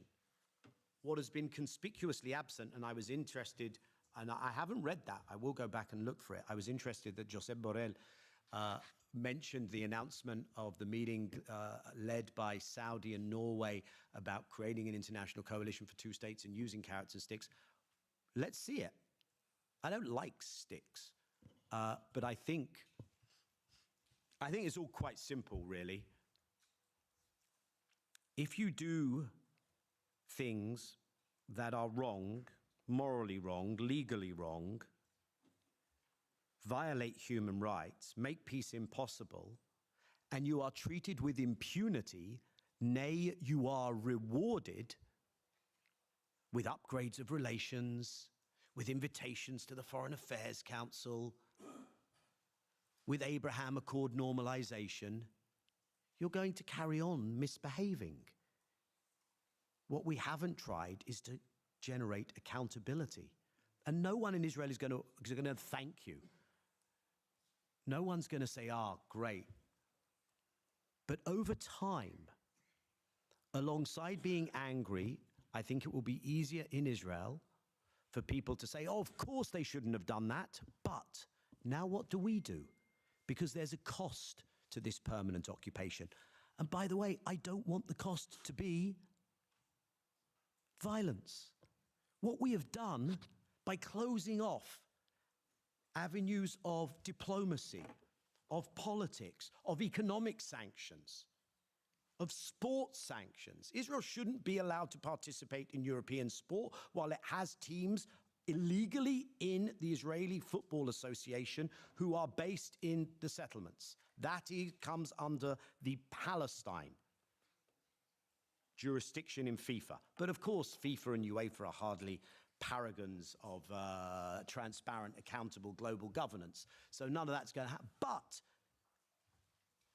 if one closes all those avenues, then things blow up in the worst of ways. Thank you, David. Samer, please. Okay, again, quickly.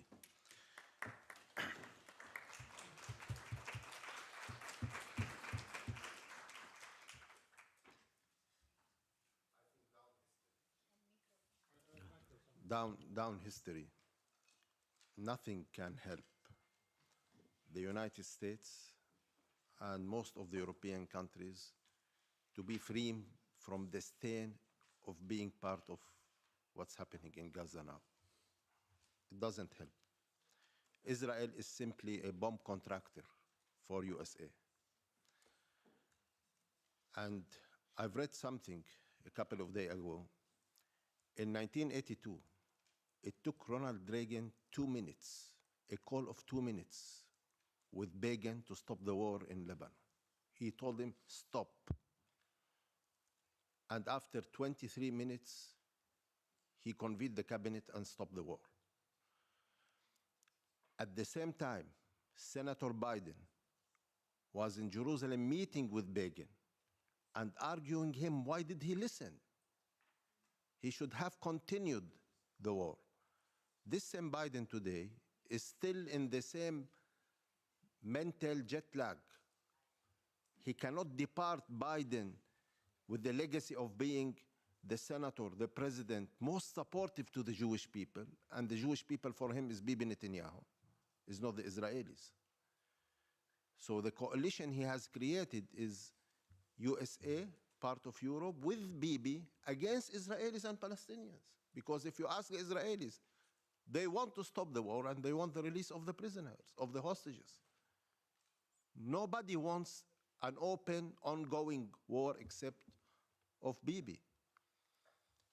And I think maybe the obligation of Europe today is to try to distance themselves from USA and tell them we in the West, we don't agree. This should be continued. This is the only way to try to put an end to this war. I want to end with a suggestion. If the Congress gave a platform to Bibi, I think your parliament should be giving platform as quick as possible to voices of reason in Palestine and Israel, like Dr. Nasser and Uhud Olmert and Mosi. Bring them to speak and represent Israelis and Palestinians and have the message that represents most of Israelis and Palestinians, because I believe even after the 7th of October and the war in Gaza, most of Israelis and Palestinians are still deep inside looking for an exit from this conflict. But they are kidnapped by leaders who are taking them somewhere else. We have 101 hostages, Israeli hostages, in the bunkers of Sinwar. We have millions of Israelis hostages in the bunkers of Netanyahu since 24 years. And we have millions of Palestinians who are hostages in the bunkers of Abbas since 20 years. And we need to release everyone, all Palestinians, all Israelis, and the prisoners and the hostages who are part of the deal. Thank you. Well, thank you. Thank you, Samer. Thank you, Daniel. These political groups always had this idea of listen to everyone having a word and being reasonable and try to look for a better future. And this is the example of this policy is this event that now is going to be closed by our Vice President, Yanis Maniatis. Thank you. I'm going to thank everybody for this extremely constructive exchange of ideas, thoughts, etc. I want to thank all the members of the S&D members for their participation and the attendance. This event marks the occasion for the S&D group to highlight once more our key messages concerning the Middle East peace process and the situation in the region, which we continue to observe with growing concern. The absolute priority is to break the spiral of violence and stop the suffering of civilians. We are close to the victims, to the people struggling in Gaza, in the West Bank, in Lebanon, to the families of Israeli hostages still under brutal captivity by Hamas. It is time to act for more than just calls for ceasefire and humanitarian aid. It is urgent to address the long-term underlying problems and work on solutions that can finally allow a new perspective for the two-state solution. The EU and its partners in the Middle East must act to initiate a regional peace conference, create a new framework for security, push for de-escalation. Respecting international law and recognizing a basic Palestinian state are the first necessary steps to start the process. The ultimate and only goal still remains having the state of Israel and an independent, democratic, contiguous, and viable Palestinian state composed of the Gaza Strip, East Jerusalem, and the West Bank, living side by side in peace and security.